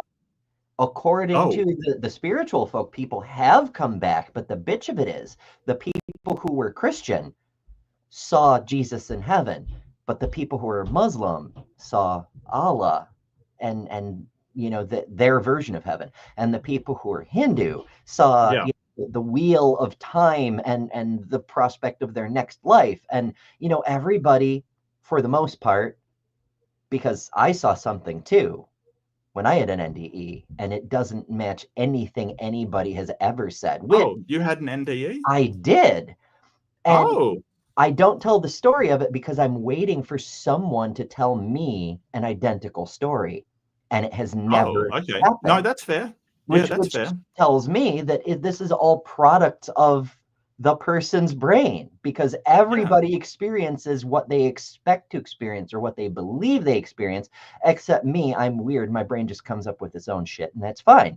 But it's all personality based. There's no objective reality beyond it. So if they're correct that these people did come back, that they saw the other side, then what they're saying refutes Pascal's wager. Well, opposing what Praise I Am has said to me in the past, nobody's come back from complete brain death. That doesn't happen, right? Like, you can survive for a long time if you're somehow frozen, basically, and they can rethaw you, kind of thing. But that's not complete brain death. It's not the part where the cells die. It doesn't happen. Like, the brain never fully shuts down. When the brain does fully shut down, that's it. Like, nobody's come back from that. I tend to agree. I mean, we don't have scans of people who were brain dead and then came back and whatever. We do understand that when the brain experiences the shutdown protocol, the procedure of engaging in death, the neurons physically disconnect from each other. And once that has happened, the process is irreversible. So yeah, a brain that's reached that state, it's not coming back. But on the flip side, I don't like how the proposition is phrased, because it comes across like an only true Scotsman kind of thing. Like, if you came back, then your brain clearly hadn't reached that state. Well, you're assuming that in a circular fashion. You don't know that from empirical evidence, you know? Yeah, I suppose so. Yeah, I don't know Not that I'm saying I think that's what happened, you know? Yeah, I don't know. I don't know about that one, but yeah, it seems to be linked into cultural things. It seems to be linked into religious iconography. It seems to be linked into all kinds of things. But I don't see any reason to take as real when someone's brain is absolutely panicking and shutting down. That to be a real experience. You know, especially when we've got reports of out-of-body experiences, kind of thing. You know, like people reporting leaving their body and the spirit leaves the body, and they've done tests like putting things high up to see if they can see them when there's out-of-body, and they've never worked. It is just the brain doing weird stuff to itself, and their perceptions have been distorted, so they think they're having an out-of-body experience when really they're not. They're not. The brain's wild, like absolutely wild. And here's the thing you've got to remember, like, they're sort of like, oh, well, why would the brain do that? It doesn't seem to make sense. You know, what's the purpose? And it's like, yeah, it's because we're this cobbled together system of all these other things that is trying to work to keep alive. We're not this perfectly designed thing by a god that has to have purpose to everything. Some of the things that the people go through, they're just side effects. They're just sort of, you know, consequence of cobbling together a human from all these different cells and systems and things working together. It's a mess. We're a mess. Like, let's face it, we're really a mess. You know, so it's not the case of, oh, what's the purpose of that? It just is. It's just how we've survived over the millennium. It's not, doesn't have to have a purpose. It just is.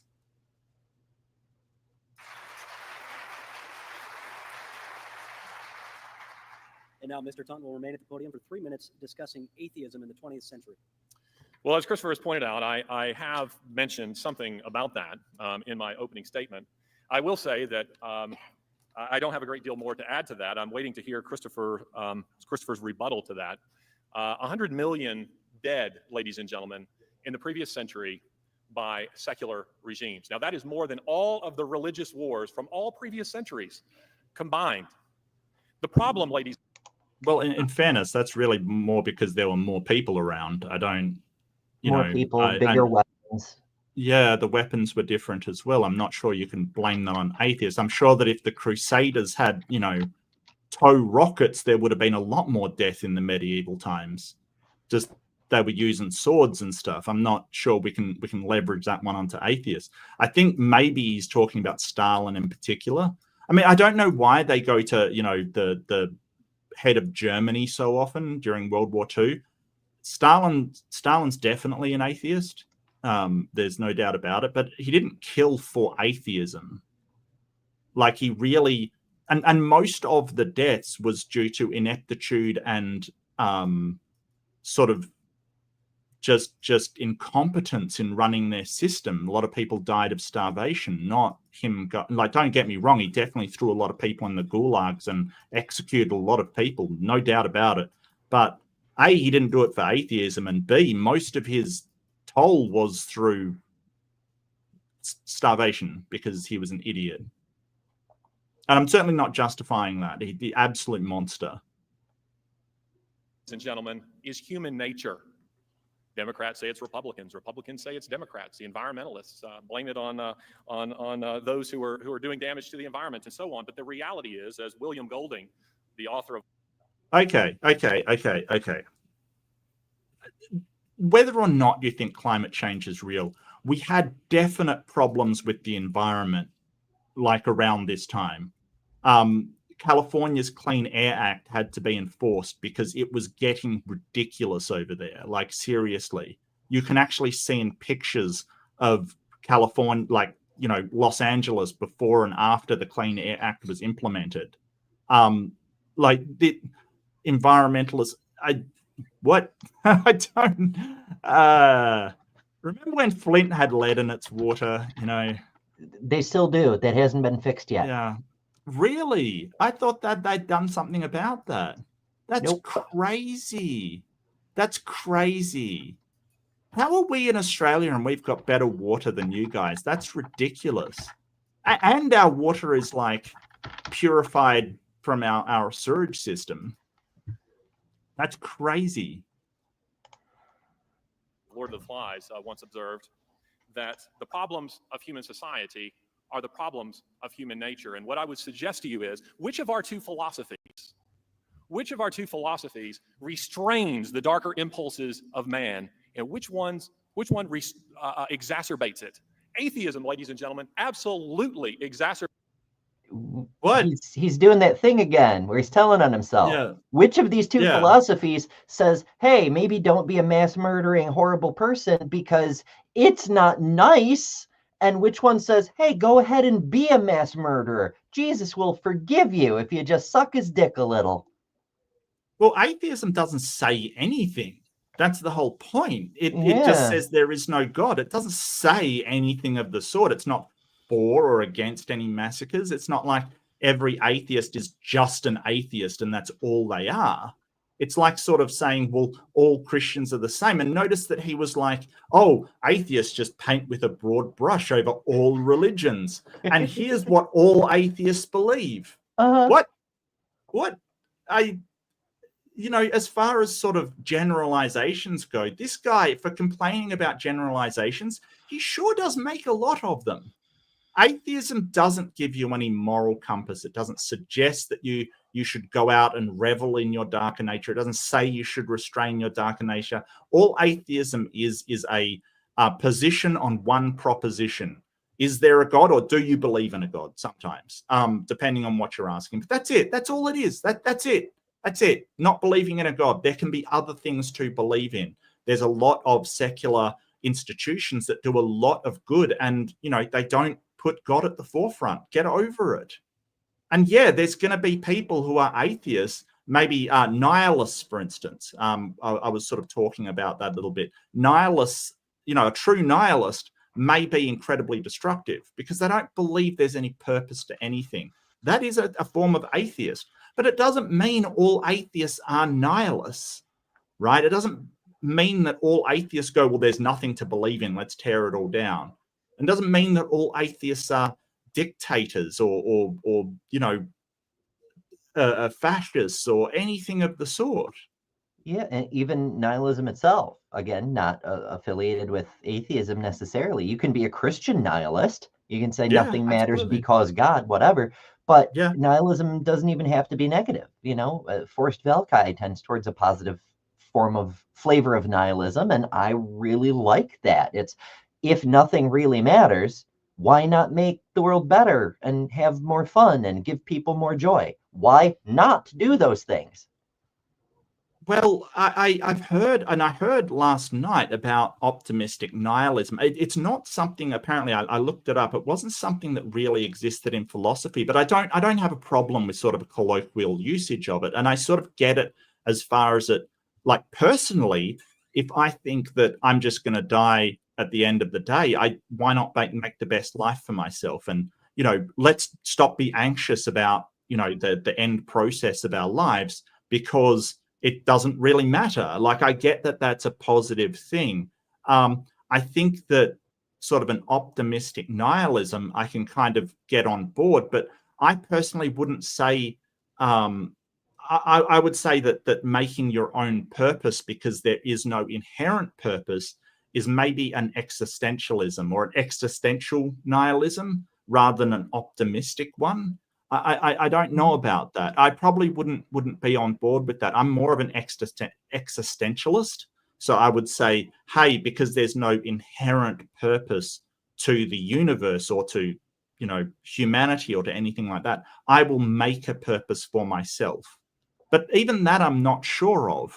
I think that life, if it has a purpose, which I'm not sure it does, but if it has a purpose, I think its purpose would be to flourish. Maybe. Well, I'm reminded of a quote of a quote of a poet of a quote of etc. Only a fool believes life has but one purpose. I normally I don't like those only a fool thinks a thing, but I like the idea. And that's what we enjoy philosophy for, isn't it? To explore different ideas. This concept that what if there's more than one purpose? Or what do we even determine a purpose to be in this context? And that gets into, deeper layers of philosophy. What does it mean to have purpose? This sort of stuff. Right. But yeah, generally I can't fully get on board with nihilism, because the fact of the matter is that whatever our ultimate destiny, shit does matter. I care about things. I care about people. I care about the world, and even the little bunny that lives down the road. I care a little bit, So it matters to me. Yeah, and I think that to me anyway, I'm not, people might have different ideas, and sort of talking with last night, I sort of thought, well, people have different ideas of what nihilism is. Then, but to me, nihilism is sort of, well, there's no purpose to anything, and I just, I have purpose. I think that my life has purpose. My life has meaning. So I can't get on board with that. However, I've got no problem with somebody believing that and also being optimistic about it. You know what I mean? Like, I don't have to have somebody that isn't a nihilist, as long as they, care about the well-being of people, then I have no problem whatsoever with them. Just as I have no problem with a Christian that says, hey, I'm on board with the caring of people because God commands me to, or, someone tells me to, or I heard God say people the most. I don't care what their reasons are, as long as they're on board with the flourishing of our society and humans. I'm good. Like, you're fine with me. That's fine. I don't care where you got the idea from. So, the darker impulses of mankind, because it offers no compelling reason why I shouldn't just treat you as an accident in space and time, you see. So I'm interested to hear what Christopher has to say about the atrocities. The phrasing bugs me. We see this a lot, an accident in space of time. What about a lucky happenstance? What about a fortunate break? How wonderful is it? I mean, maybe not so much in Larry's case, but that this world was graced by Christopher Hitchens. What a blessing for the rest of us, And how are you supposed to treat an accident in space and time? How rare is that accident? And like, does the, I'm sort of reminded of Bob Ross, the painter, who's like, there are, no mistakes, just happy little accidents kind of thing. That's right.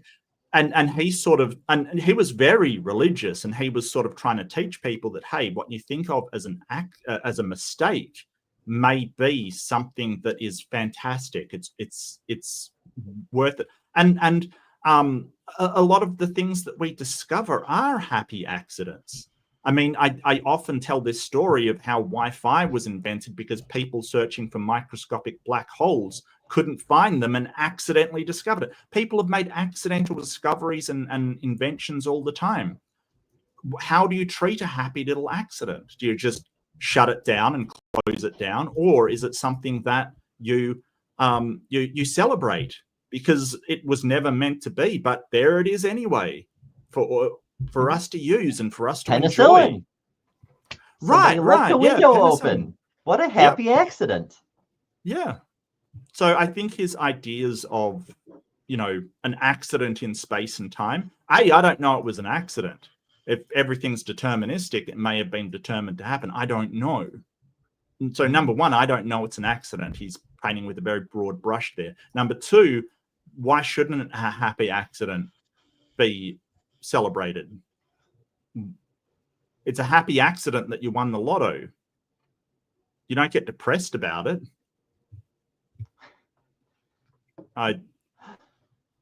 Curses of fate. I'm free from the wheel of capitalism and have the privilege now of being able to make other people's lives better unilaterally. Yeah. Well, actually, it depends on how much you win. It's been shown that people winning within a certain amount generally, it's human nature to spend all the money, and they actually find themselves in worse financial circumstances. If we're talking like, millions, then obviously you're out of that. But, within a certain frame, you're actually, it's important to realize that if you win a medium amount, to wisely, actually, if you mean any amount, wisely, take care of your money. Don't just assume that you can spend whatever. Lots of people have gotten into a lot of trouble like that. It's just Easy human come, nature, easy go unfortunately. kind of thing. Yeah, and sort of the idea that, hey, it's gonna last forever. And we've got left-handed Jedi. Thank you so much, my friend. Love and adore left-handed Jedi. With 5 readerships. We've got Matt Daig, Ryan Donovan, Mandoop, Logan Fisher, and Soul Watcher Paranoia. Thank you so much. Winners, chicken dinners. Enjoy your emotes and other benefits. I couldn't remember the word for a second. And Bigfoot Jesus, 2 left-handed Jedi. All hail his hairy back. All hail. Thank you so much, Jedi. I really appreciate it, mate. But yeah, just be wise with your finances. It's a hard lesson to learn, and I learned it. But it's hard. It's hard out there. It's rough. I got you. I got you. The real atrocities that took place in the 20th century, if he can divert from speaking of maybe some things that are taking place in Iran or in Vatican City. Thank you. Own goal. Right? Yeah, don't pay attention to all the horrible stuff that's happening in there. Let's talk about Stalin, who's now deposed and not a thing anymore.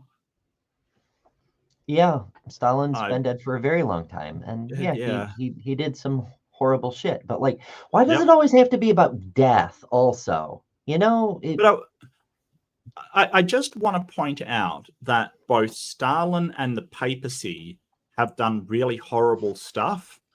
The papacy is still there. Mm-hmm. That probably would be my answer to that. Yeah, and the Baptists and the imams and et cetera, et cetera. They're all still around, and they're all not just killing people. They're not just carrying out large scale terrorist attacks, but every single day they're abusing children in schools or behind the altars. They're denigrating women. They're brainwashing people. They're putting people through conversion therapy. They're causing a tremendous amount of suffering that doesn't result in death, but they are making the world measurably worse. Yep. Bigotry towards the LGBTQI. All of this is very well documented of what they've been doing, and they're still there. But name me another institution that doing the harm, or an atheist secular institution that does the harm that the papacy has done over its years and still be there, right? Like, you have to be a religion to do such harm to humankind and get away with it.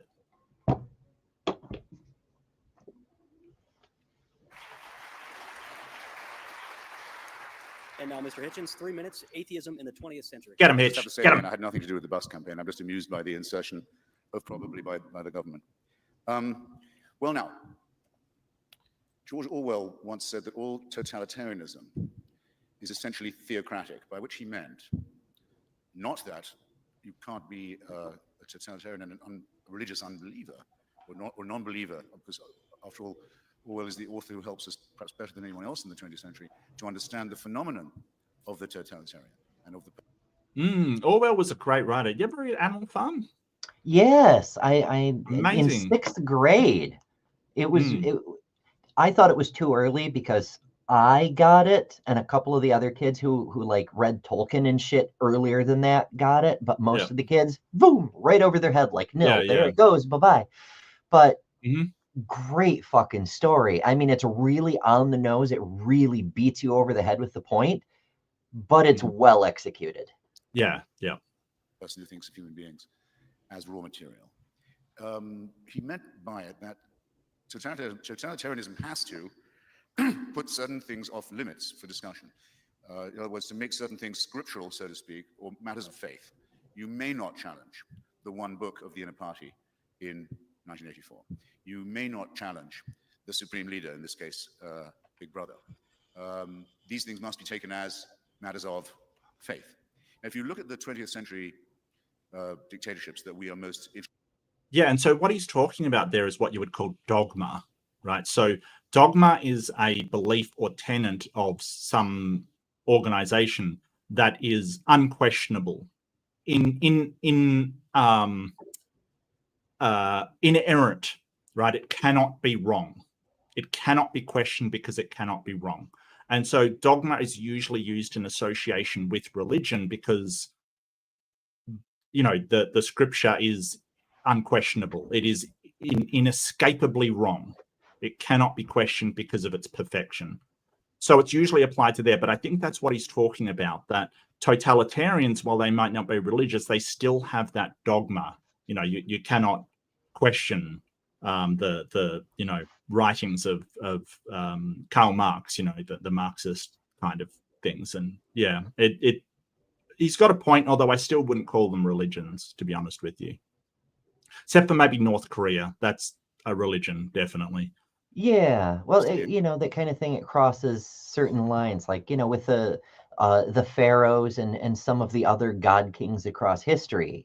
Like, they're assuming religious aspects in order to gain access to that additional level of control over society, but they know they're not really gods, you know? Yeah, but I think there's a big difference between obedience and worship.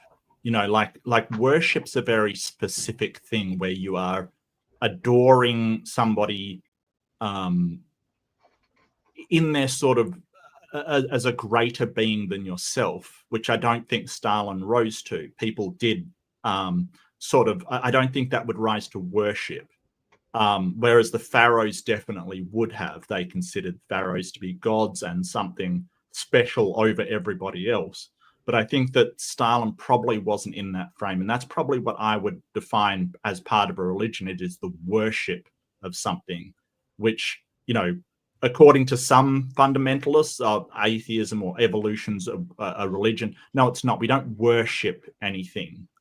There's no worship there. So I think that's how I'd define it.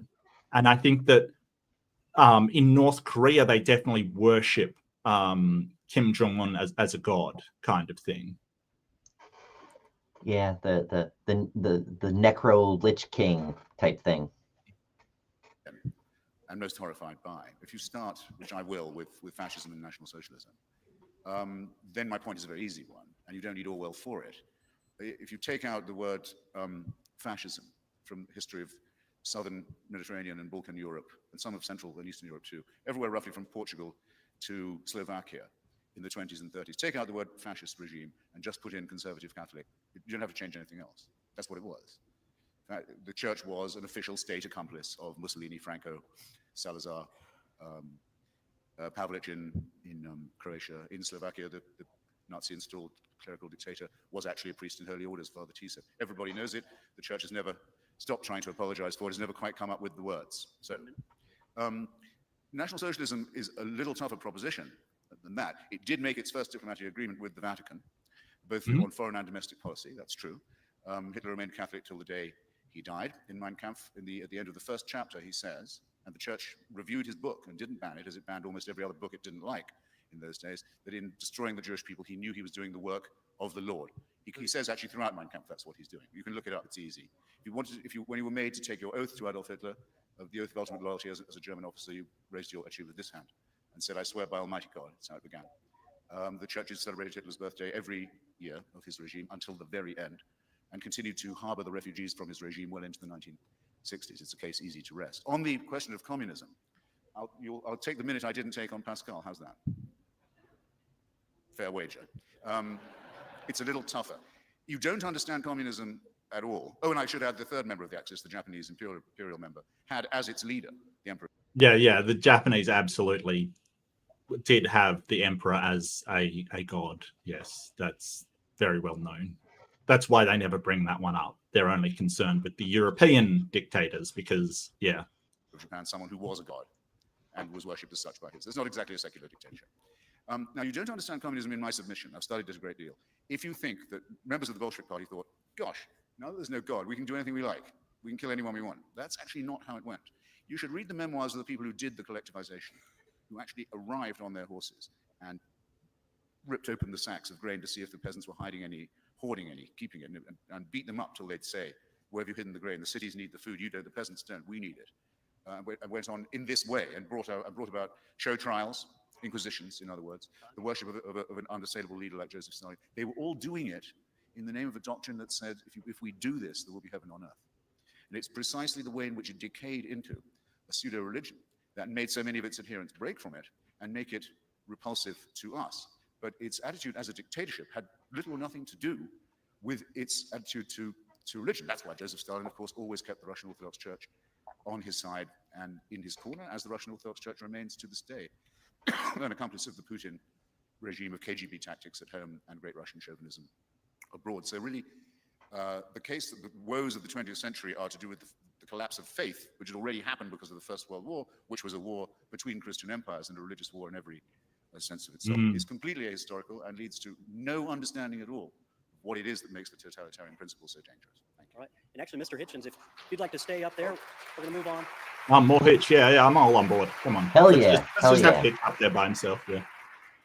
I think you may have earned a couple of minutes there, Mr. Taunton, for your closing remarks there as well. We're going to move on to the final topic, topic 4, which is vicarious redemption.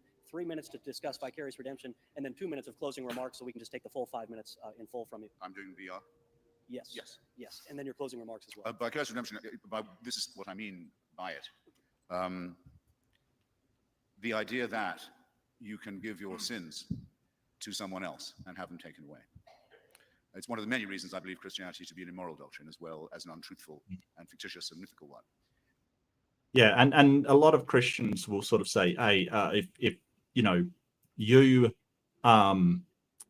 if you have sped and somebody pays your speeding fine, you know, you don't have to pay it, kind of thing. And it rings really hollow to me, you know, because if somebody's paid your speeding fine, then it doesn't matter whether you believe you deserved it or not, right? Like, it's just paid.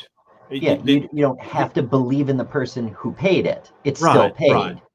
It's still paid. But in this case, it's like, we'll pay your speeding fine as long as you are favorable towards the person paying it. And that isn't them doing something gracious for you. That's a quid pro quo kind of thing. That's like, well, I'm going to be nice to you, but you have to do all these things for me.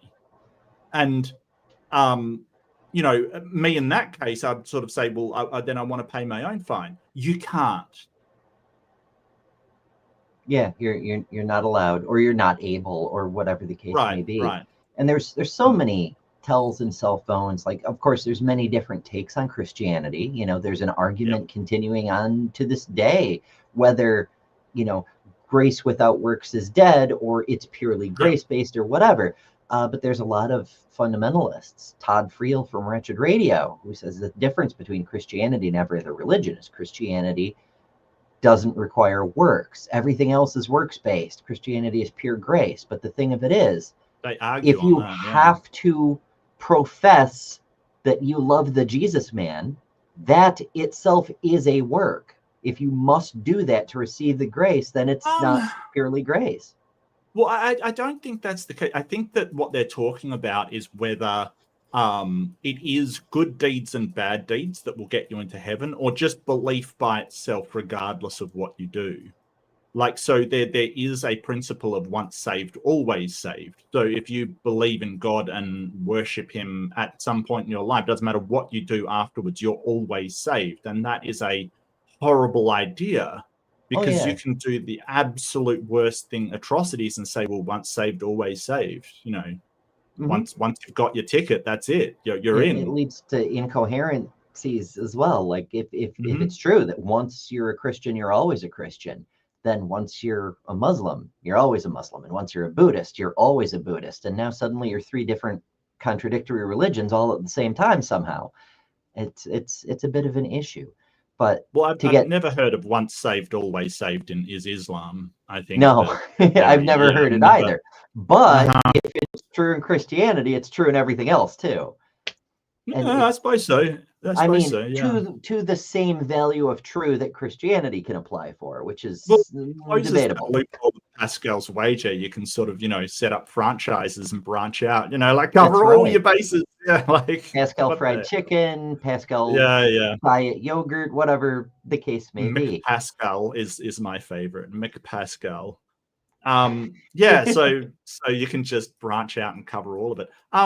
Yeah, that's really, and it's really, really weird. I mean, you run into people like, who was that guy? Was it Perry the Preacher, who was sort of, I can do anything I want because I've been saved, so it doesn't matter what I do now. I can literally, unalive you, and it doesn't matter because I've been forgiven for everything I've done and everything I will ever do. And that person was a maniac. He was dangerous because he thought there was absolutely no consequence to anything he did. Well, shit, nobody tell David Wood about that.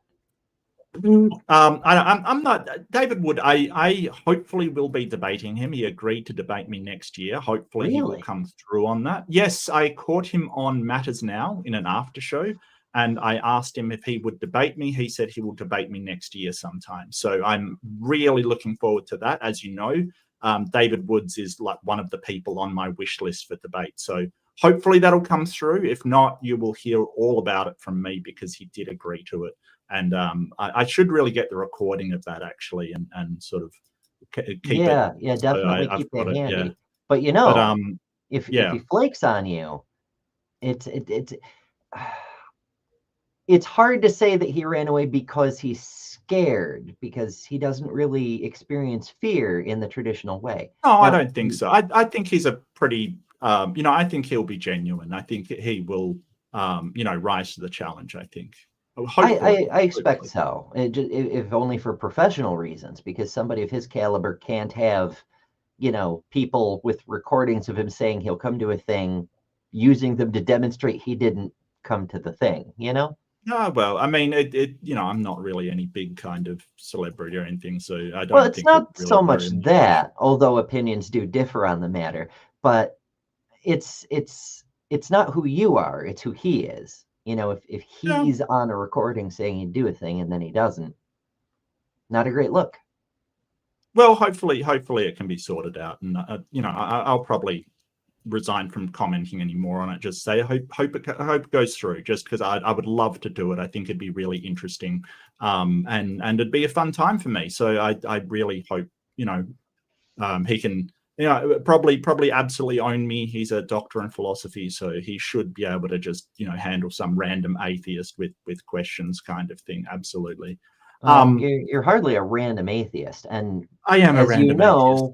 Authority and qualifications only go so far when the thing you're defending is not true, Yeah.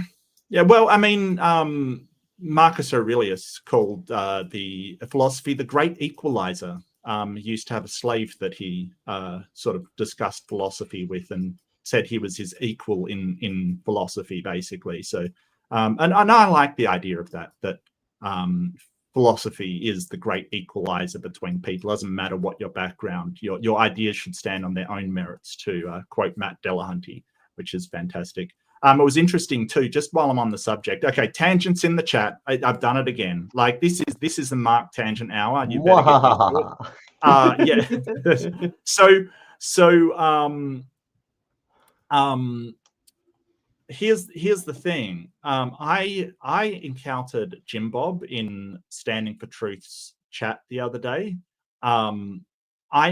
Not only did I challenge him to a debate, and he really wouldn't go for it because he thought he knew the age of the Earth better than me, and he basically said he knew all about radiometric dating, but wanted me to explain it, to know that I knew what it was and how it works, right? Not because he didn't know, but because he wanted to see if I knew, and then he didn't understand it when I explained it. So it was interesting to see, like, a fragile ego. But I made him so mad. He wanted to physically fight me.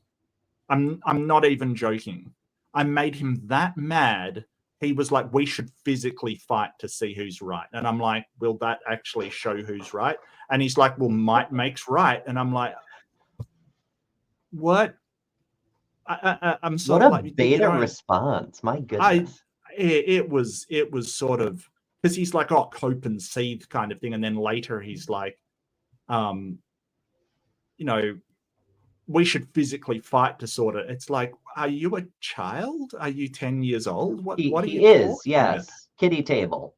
Yeah, I mean, I've never seen a man child, and he's, you know, I basically called him a coward. He will not debate me at all, and I think it's gross. It's kind of, you know, for someone that beats their chest so much, it is absolutely disgusting. Anyway, that's my tangent. But just be happy I made Jim Bob so mad he wanted to fisticuffs from, you know, how far is it to America? Thousands of miles? Like I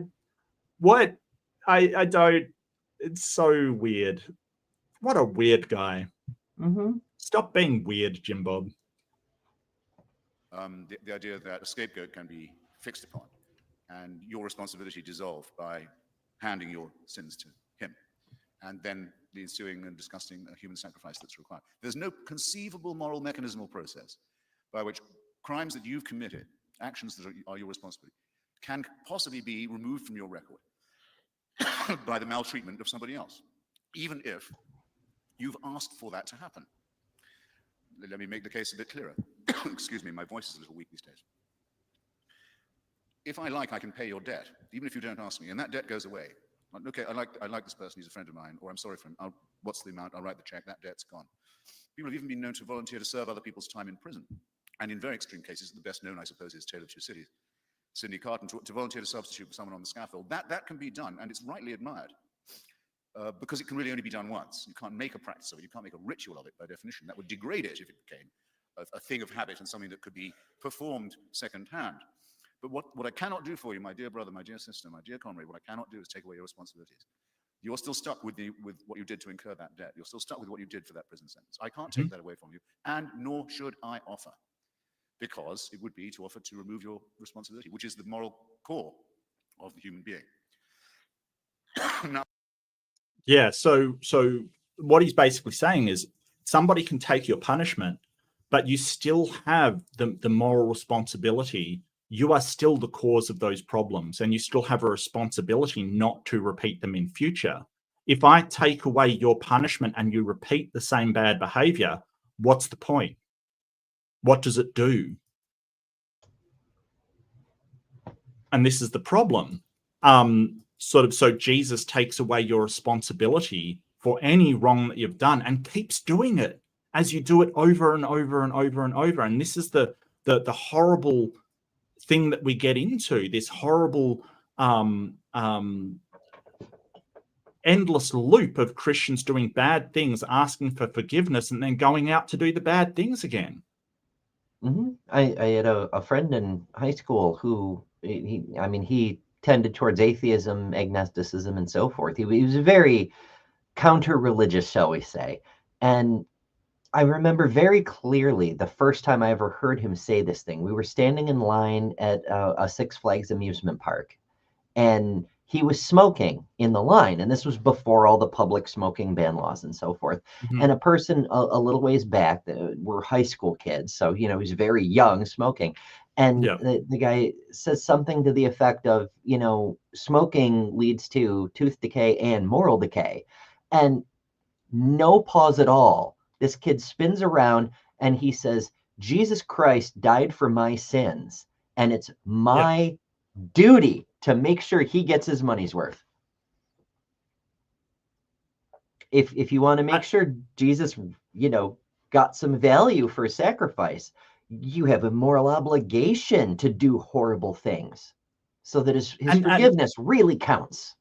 Well, that was probably a joke, but as I pointed out, some people actually think that, or at least they think, well, I can't do anything bad because I've already been forgiven. I've literally been forgiven for anything wrong I do in the future, so I can't do wrong. Whereas what Christopher is saying is that someone can pay your speeding fine, to use the analogy that Christians love using. Someone can pay your speeding fine, but you are still responsible for breaking the law. You have a responsibility not to speed in the future. If that isn't true, then what moral moral virtue has that person done? They haven't. They've actually done something immoral. By taking away your punishment, they've absolved you of any responsibility. If they do that, that's actually immoral. Oh, it is for actually sure. promoting that bad thing, not Like, stopping it. one of the people who is infamously promotes that Jesus paid your fine analogy is Ray Comfort, and he makes a different argument and then he switches it. He says, if you're found guilty of murder, you deserve the death penalty.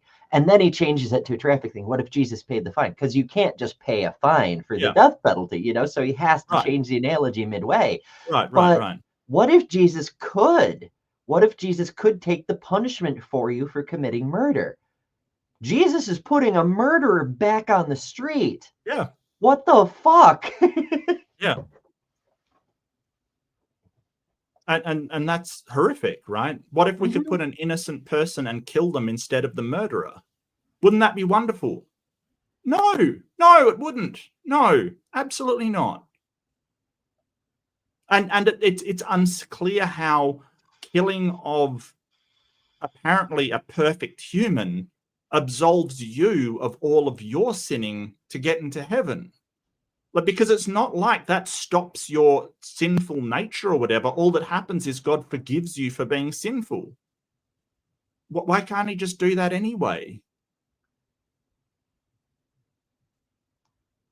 It's weird. It's so weird. I don't understand Christianity. It's such a weird thing. All this would be true if it was only taking place once. But it's worse. It gets worse. I'm approached by Christian proselytizers and told, you may not realize this, but somebody died for your sins about roughly 2,000 years ago. Happens to have been the Son of God. He took them away. He took all this away for you. All you have to do is invoke it, throw your sins on him, and you're cleansed. And you can hope for redemption. You have the means of grace. You have the hope of glory. You can hope to live eternally. A pretty amazing offer for a human sacrifice 2,000 years ago that you had no part in, that you would have stopped if you could, if you were a witness to it, that you didn't ask for, that was not conducted by you, or for which you're in any sense responsible. But do they leave it at that? No. You're free to, it's a bit like Pascal's wager again. You're free to say no to this. Yeah. You can refuse this offer if you like. But God help you if you do. You are going to be terribly punished for turning this kind of offer down. Now, that's the totalitarian. Yeah, and that reminds me of that meme, like Jesus knocking on the door and going, let me in, I'm here to save you. And it's like, what are you saving me from? And it's like, what I'm going to do to you if you don't open this damn door. You know, like, really, he's saving you from the punishment. Because don't forget, the Godhead, the Trinity, is all the same being with different persons. So Jesus is basically to save you from what that same being is going to do to you if you don't accept that saving. There's no other reason why you're punished. It's just they're punishing you. Well, just don't punish us. I don't get it. You're not supposed to think about it too hard. Yeah. You're breaking the rules, Mark. You're not supposed to think about it. I know. That's the story of my life. That's been my problem all my life. I've thought about stuff. It's terrible.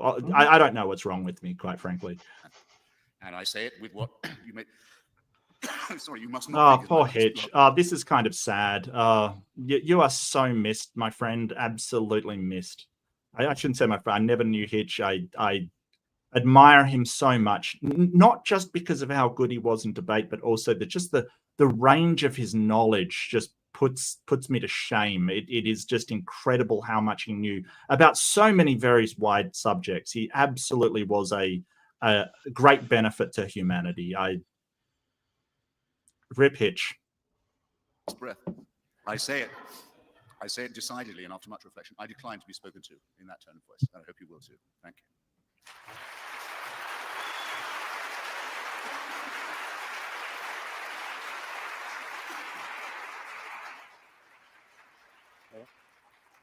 And now 3 minutes for the discussion of vicarious redemption from Mr. Taunton, followed by 2 minutes of closing remarks.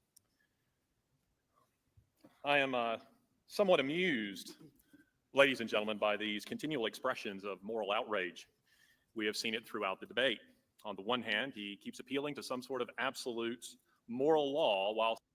Who said absolute moral law? When was that said at all? Well, he I knows, don't. he knows since it's closing remarks, and Hitch has already made his closing remarks. He can mischaracterize, he can straw man, he can say all the most outrageous things, and Hitch won't have a chance to correct him. Well, I mean, if you know you disagree with Hitch's morality, feel free to disagree. But if you agree all of these things are wrong, then what's the problem?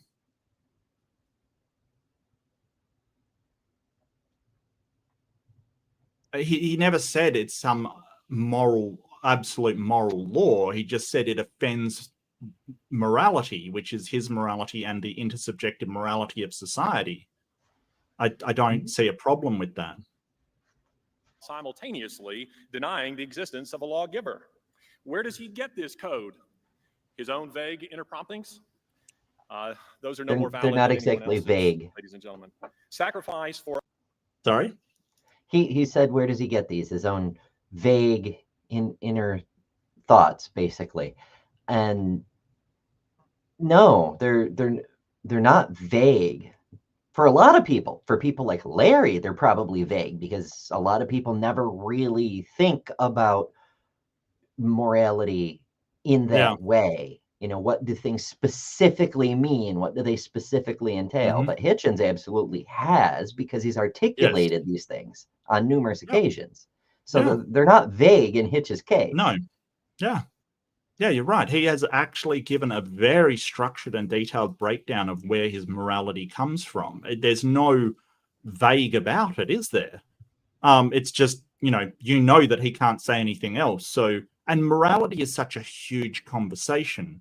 And anybody that thinks morality is simple and you just get it from God is living in a fantasy world where all Christians believe the same things. Because all of them say that their absolute perfect morality comes from God, and they all disagree. How is that possible? It's a miracle. It's a miracle. And it's sort of like, so we all know that morality is incredibly complicated. You can derive it, but you don't need absolute moral morality. So absolute morality, absolute unchanging morality in order to get moral stances on things. It's not a thing. It's really weird. And this is sort of a pretty old debate. So this has become prevalent among, the real second class guys. Oh, well, you don't have morality because you're an atheist. And it's like, okay, but yeah, I do. Oh, well, you don't have absolute morality, so it's not real morality. Yeah, it is. I don't know why you need that. Others is both noble and Christian. Jesus told his disciples, greater love hath no man than this, that he lay down his life for his friends. It is an oft-repeated theme that sits at the heart of Christian theology. Christopher, however, has misunderstood it. He has confused the taking of one's life with the giving of it. But this is to confuse taking of one's life with the giving of it. It's a weird way to put it. Well, the thing is, he didn't actually stay dead. That's the thing. If you have an execution, you're going, well, I'll give my life to take that person's punishment. He's not really addressing that seems very, very immoral to begin with, because, like you said, you've got a murder out on the street. And number two is that Jesus didn't stay dead. He was reborn. There was no real sacrifice. In fact, didn't he become more powerful after he died and he transcended our world? Depends on the story. Well, yeah, I suppose so.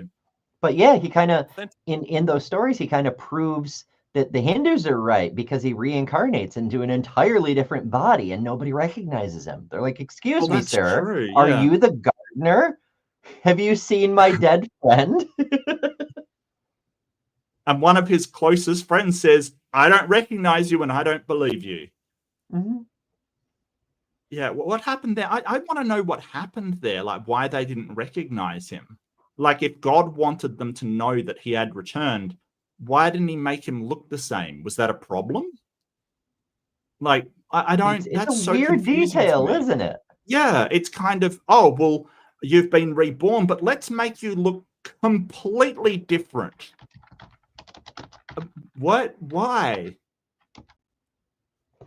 Sacrifice with something else. One of the extraordinary things about Christ's historic and real death on the cross is that he chose to do it. The Gospels are at pains to point this Did out. he? Jesus knew what was coming. At what Well, point no. did he choose to do it? There's a whole lot of, Father, remove this cup from my... He doesn't appear before the Sanhedrin and say, strike me down, bitches. What are you going to do? No, it's done to him the whole way through. He never, I volunteer as tribute. That never fucking happens. What do you mean, Larry? Yeah, and this whole idea, like he was. Remember the Garden of Gethsemane? What is it? Gethsemane? Something like that. Yeah. Garden of, like he was in there going, oh God, why have you forsaken me? The weird thing about the Garden of Gethsemane is that it wasn't written by Jesus, and it was described as being alone there and no one heard him. Yeah. How does that work? How does that work? He was taken there and executed. How did someone write down what he said if he was alone and nobody heard him? How does that work? Yeah. It's like that story from Pirates of the Caribbean about the Kraken. They say the Kraken never leaves survivors. Well, where do the stories come from then? Yeah, absolutely. That's a very pertinent quote, yeah. And here's the thing, like in the Garden of Gethsemane, he was like begging his father to take it, like not kill him. He didn't have a choice. It wasn't him going, yes, I am absolutely prepared to do that and accepting of it. He's basically like, this has to happen because my father wills it. That's not a choice. Oh, boy. Jesus might have avoided it, but he chose not to. When the time came, Jesus, who for the joy that was set before him endured the cross. How would he avoid it if God wills it? How would he avoid it exactly? He could have avoided it. Like, is this? Am I reading the same thing? Like, am I reading the same thing he is, like Gethsemane, where he's basically like, why have you forsaken me kind of thing? Like, what?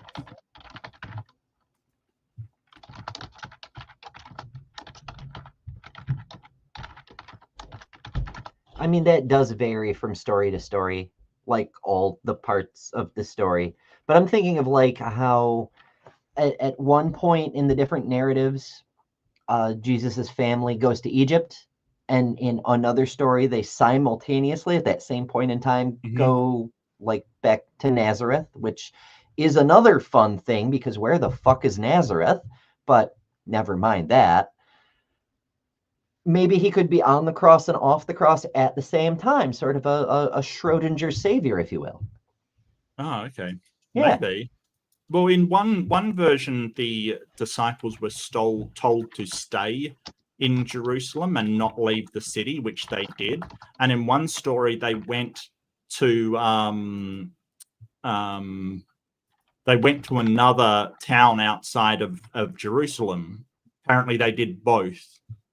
That's something that I raised up in a debate as a contradiction between them, and the mental gymnastics they go through trying to say, oh no, they stayed in Jerusalem and went to this place afterwards is just incredible. God, I've had a mental blank on the city. Disciples go after.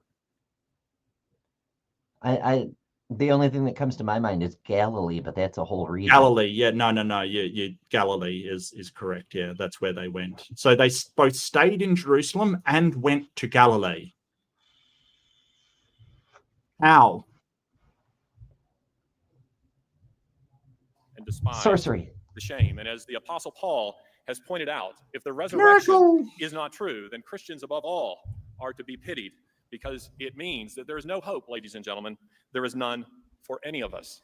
And as for the point, but that hurts my head. It hurts right here because there's only no hope if you believe the punishment part of the story. If you're rejecting the hope part of the story, you can reject the punishment part too. It means there is hope. It means you're free, that no matter how much time you've thrown into this pit of wanton despair and senselessness, you can live now. You can build a better future going forward. You can have your life back. And the world won't end soon, and, you know, drag everything down, and we can work towards building a better future for the people that come after us without going, well, it's all useless because God's going to come down and wipe everything off the world. You're free from that. And you're free from the idea that you've got to be alive forever worshiping this God. You don't have to do that. You have peace. You have a thing to do on this earth, and then you leave, and that's okay. You know, being okay with that. It's very liberating to be okay with that.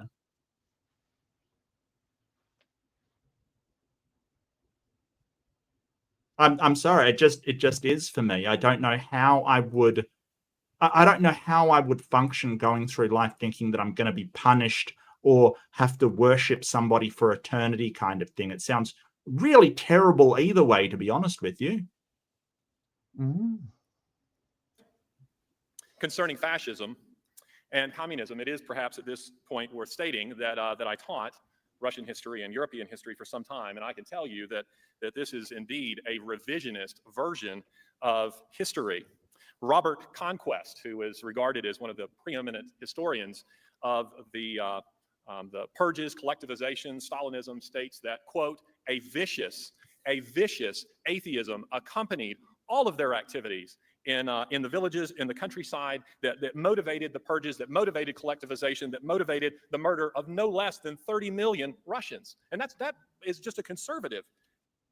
No, they put it somewhere between, I looked this up, it was like the highest estimate was probably about 20 million, which is still horrific, don't get me wrong. It's just, and you know, I don't know about Russia in general, but definitely Stalin was an atheist and he hated religion.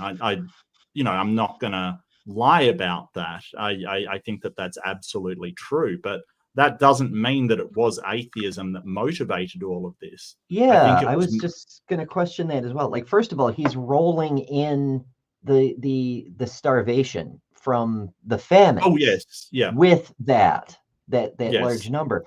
But well, it was also, still, like, the purges were motivated by atheism. Like, comrade, you aren't zealous enough to be in the inner party. We're going to have to, you know, unalive you.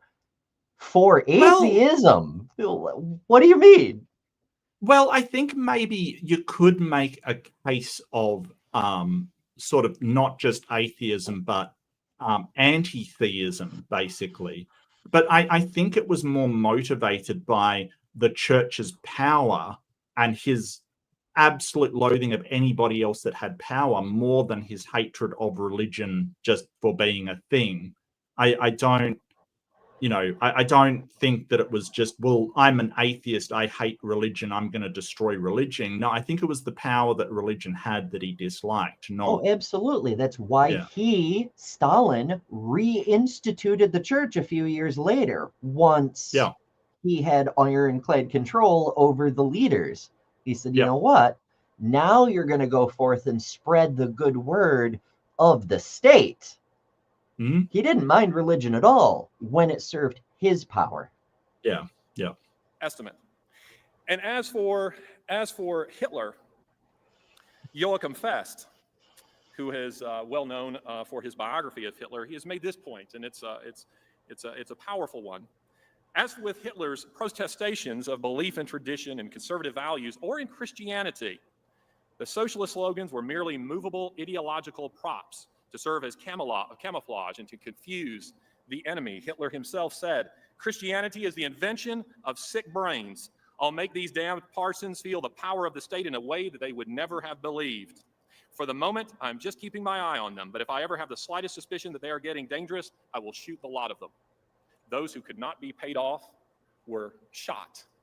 Well, that's just pulling back the curtain.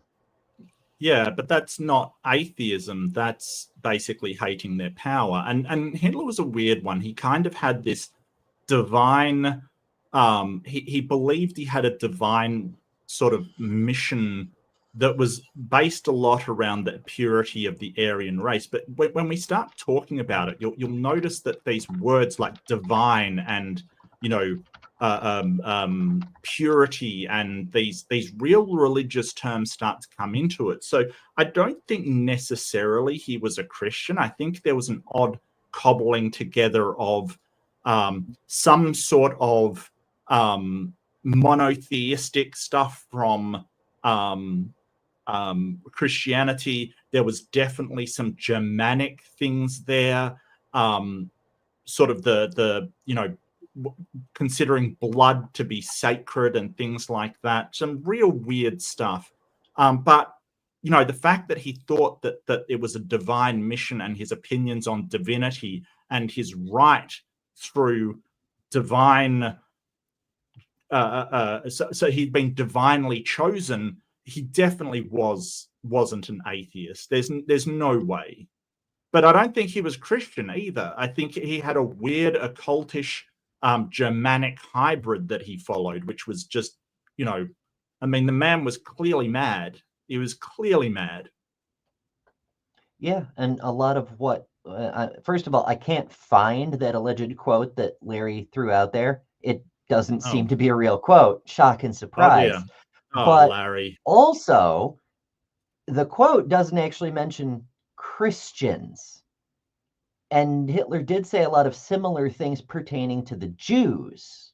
Yes. I'm worried about their power. I'll keep an eye on them, and if they get out of hand, I'll shoot the lot of them. That sounds very much like what he had to say about the Jews. Or maybe he's just lumping Judeo-Christians into one here, which wouldn't surprise me in the slightest. And it's interesting that you can't find that quote.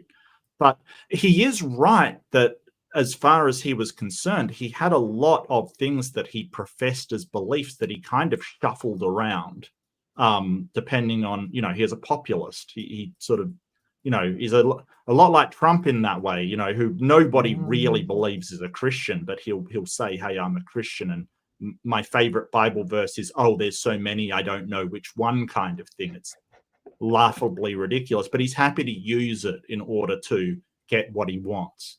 So there was a lot of that kind of stuff going on. So it makes it really difficult. But yeah, Hitch isn't wrong. He wrote in support of Christianity a few times. Was that a lie? Was it true? Don't know. It's very hard to tell. Don't know that it matters. Cooperated, as Christopher has pointed out. In 1930s. But when you talk about the Nazis in general, right, they were overwhelmingly Catholic. There's no doubt about that. That's the thing. The people they're executing his orders were undeniably Catholic. They had Gott mein uns written on their belt, God with us. They had, you know, we're very aware of the Catholic influence on them. As Hitchens point out, their first treaty of the Nazi regime was with the Vatican. There's no doubt of the Catholic influence there. No doubt at all. 7 alone, ladies and gentlemen, 80,000 priests were shot in Russia. And it doesn't really sound to me like Christianity was playing too much of a role in the events that were taking place in that country. Indeed, I would argue it was the absence of Christianity. There was no counterbalance to a super state, to tyranny. As for my closing remarks, I think it's interesting. It's one of the things I admire about Christopher and can enjoy about Christopher is the fact that in some sense he does observe the Judeo-Christian worldview, but he wants to retain elements of it while simultaneously kicking out the foundations of it. Yeah, what's wrong with that? So this is always leverage. What is so bad about keeping things that are good about something and rejecting the bad?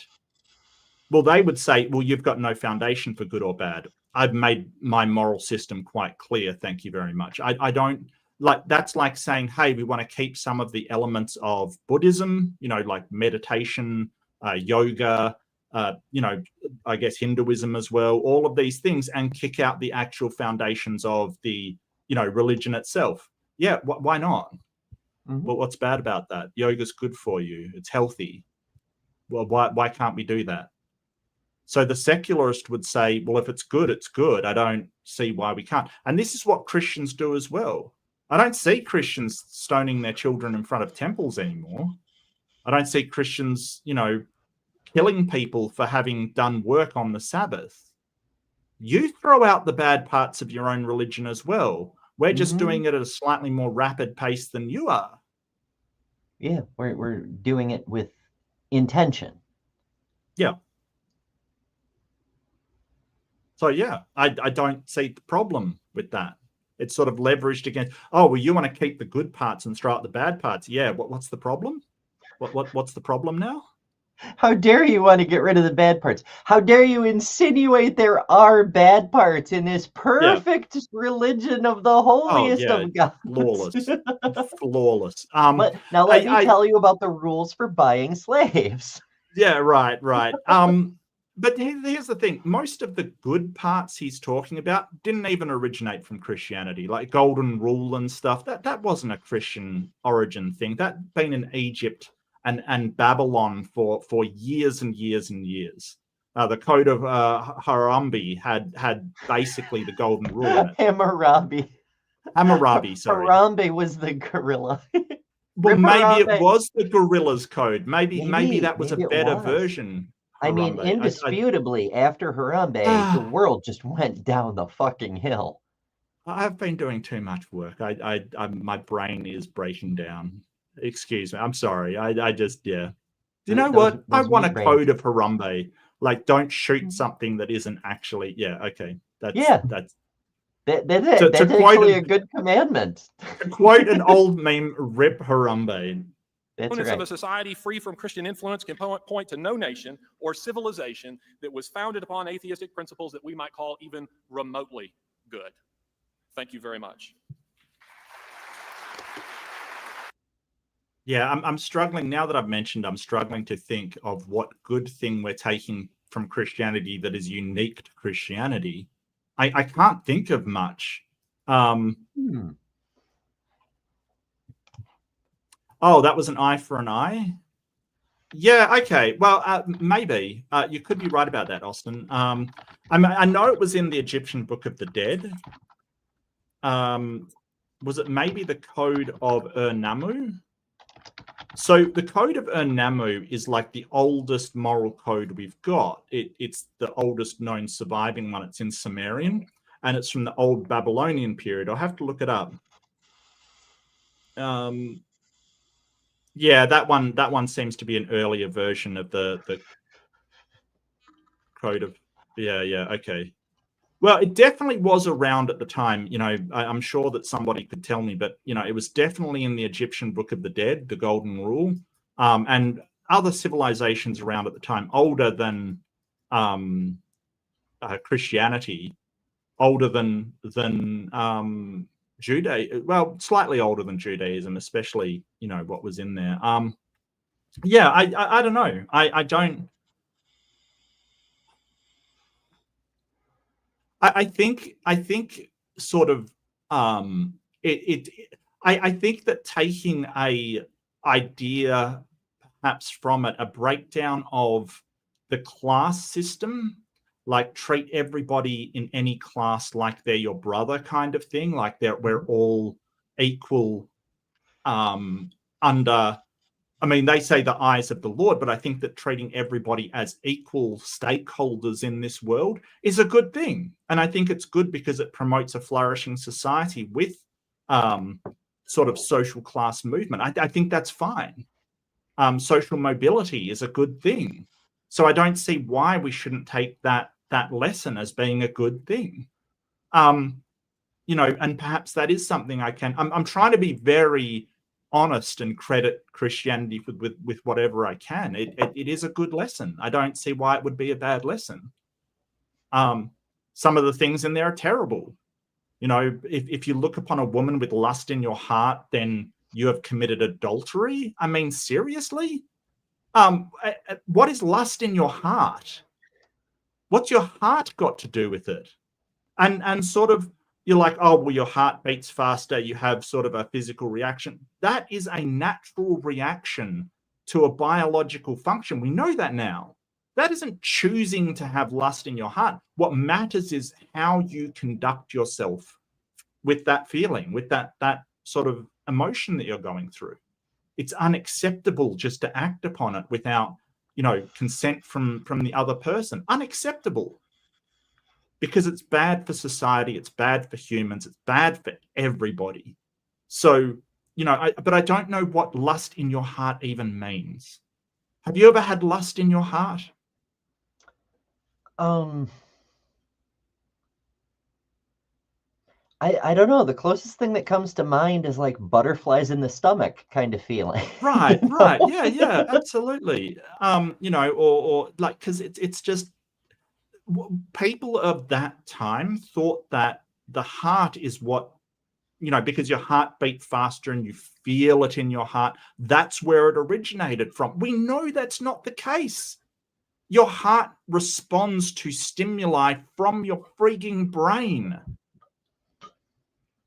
What if he's talking about the burning in the bosom that the religious people feel when they're experiencing the Holy Ghost or whatever? Well, he can't, because that's virtuous and holy, while lust in your heart is sinful and terrible. What about lust for Jesus? Oh, Jesus is pretty smoking hot, I gotta say. Like, we should do a smash or pass. If you don't know, I promised my audience a smash or pass, and I made good on that promise. We should have it for our gods, right? Yeah. Like Deviant is mentioning Egyptian critters Egyptian in gods, the side right? chat. And like, Hotep and Osiris, and I'm probably mixing my gods and pharaohs because I'm bad at this. But like, we could just do a ranking of all of these things. It could be pretty neat. It's not in the Book of the Dead, but it is in the Maxims of Ptah-hotep and the Maxims of Kar-Gemai. They're the oldest books in the world we know of and have found. Oh, interesting. I thought it was the Book of the Dead. Interesting. My apologies. I am corrected. Thank you. That's awesome. So Ptah-hotep and Kar-Gemai. Deviant, you are amazing. That's awesome.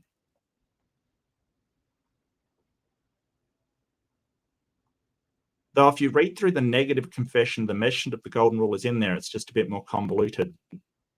Right.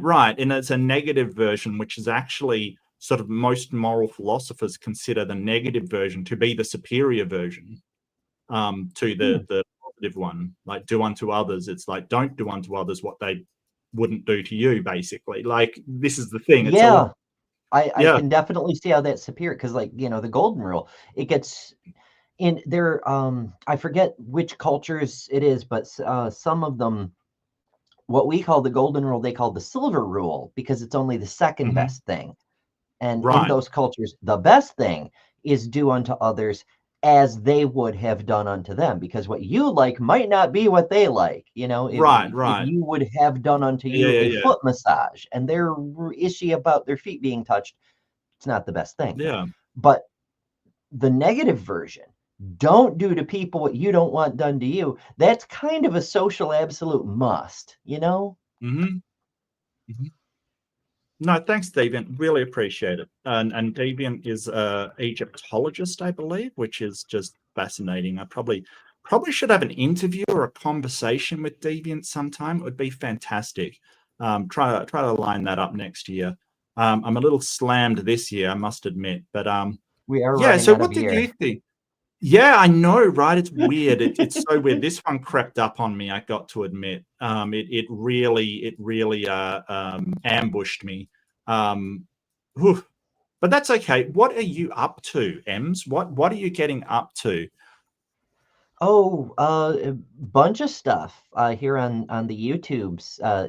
Along with the end of the year, the assorted winter festival festivities are almost upon us. Perhaps you celebrate Sol Invictus or Saturnalia or one of the other hundreds and hundreds of December 25th holidays. Well, if you should find yourself without family to go celebrate with or friends to hang with or whatever, and you want to hang out with some of us people online, Purple Rhymes with Orange is doing a 48-hour stream as long as there's sunlight in a time zone that celebrates on the 25th, anywhere in the world. There will be a stream going somewhere, and Purple Rhymes with Orange has a master playlist so you can follow along or jump in midway and find out who's live at the moment. Yep. I'm going to be up at 5 p.m. Eastern time on the 24th on my main channel, and then again 4 a.m. again Eastern time on the 25th on my second channel. And that's another good reason the playlist is useful, because you can find all these odd places and things. So that's one of the things I have coming up. I know Bree is planning a transpositions slot in the stream somewhere. I may drop by for that, depending on what else is going on the 25th. And then, of course, there's regular transpositions, Thursdays at 8 Eastern on that channel. And I know it's a lot of channels. So the good news is you can find all of my links on betterthanember.com. It's super easy, barely an inconvenience. So I'm also doing a slot, which I have to, and I almost forgot, so thank you for bringing that up. Yay! And Purple Rhymes with Orange is amazing and sets all this up every year. So if you don't have any family to hang out with, usually I do go away for Christmas, but this year we've had to put it off a little bit. So I grabbed a slot as well because I do have the day off. So I'm going to be doing my Christmas day at noon, which is actually 11 p.m. Christmas night. So what I had to say is I'm not sure what I would do, but it's actually the same day that I do aimbot. So I'm just going to move aimbot to a later date. So I really apologize to all my aimbotters out there, all my moral monsters out there in the chat. Yeah, I'm gonna shift that a little bit back. So I apologize. That's just on Christmas Eve instead of usually starting at 8 o'clock p.m. Eastern time. It'll be starting at 11 p.m. Eastern time. So I apologize. Excuse me. I apologize to anybody that was looking forward. And yeah, if you've got nothing to do, drop into the aimbot and we will consensually judge some people for their moral standards, which is always fun. Always fun. And then you can vote on whether they're moral or not. It's great. It's fantastic. I love it. And hopefully Lynn will be around. I'm not sure what she's doing, so have not asked her. But she sometimes comes in and joins us, which is awesome. She's got a different take than me, and sometimes we disagree. And that's okay. That's all right. That's right. More perspectives is yeah why we do the whole community thing. Everybody sees things in a different way. And tomorrow, because I promised it, and I you know what, it's interesting. I always try as hard as possible to make what I say will happen. I think that, I think that it's very, your integrity again is important to me. So I try to have as much integrity as I can. But tomorrow I will be doing the promised Hoven stream.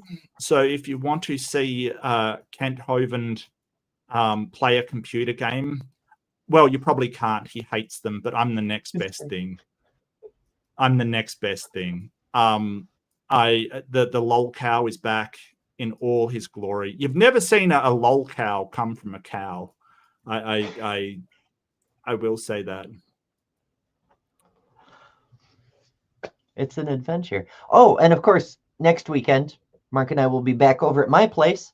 Oh, yeah, Fresh absolutely. Debate, the new one. Alex O'Connor and the Skydive Phil from oh yeah his partner versus the Knuckle Draggers.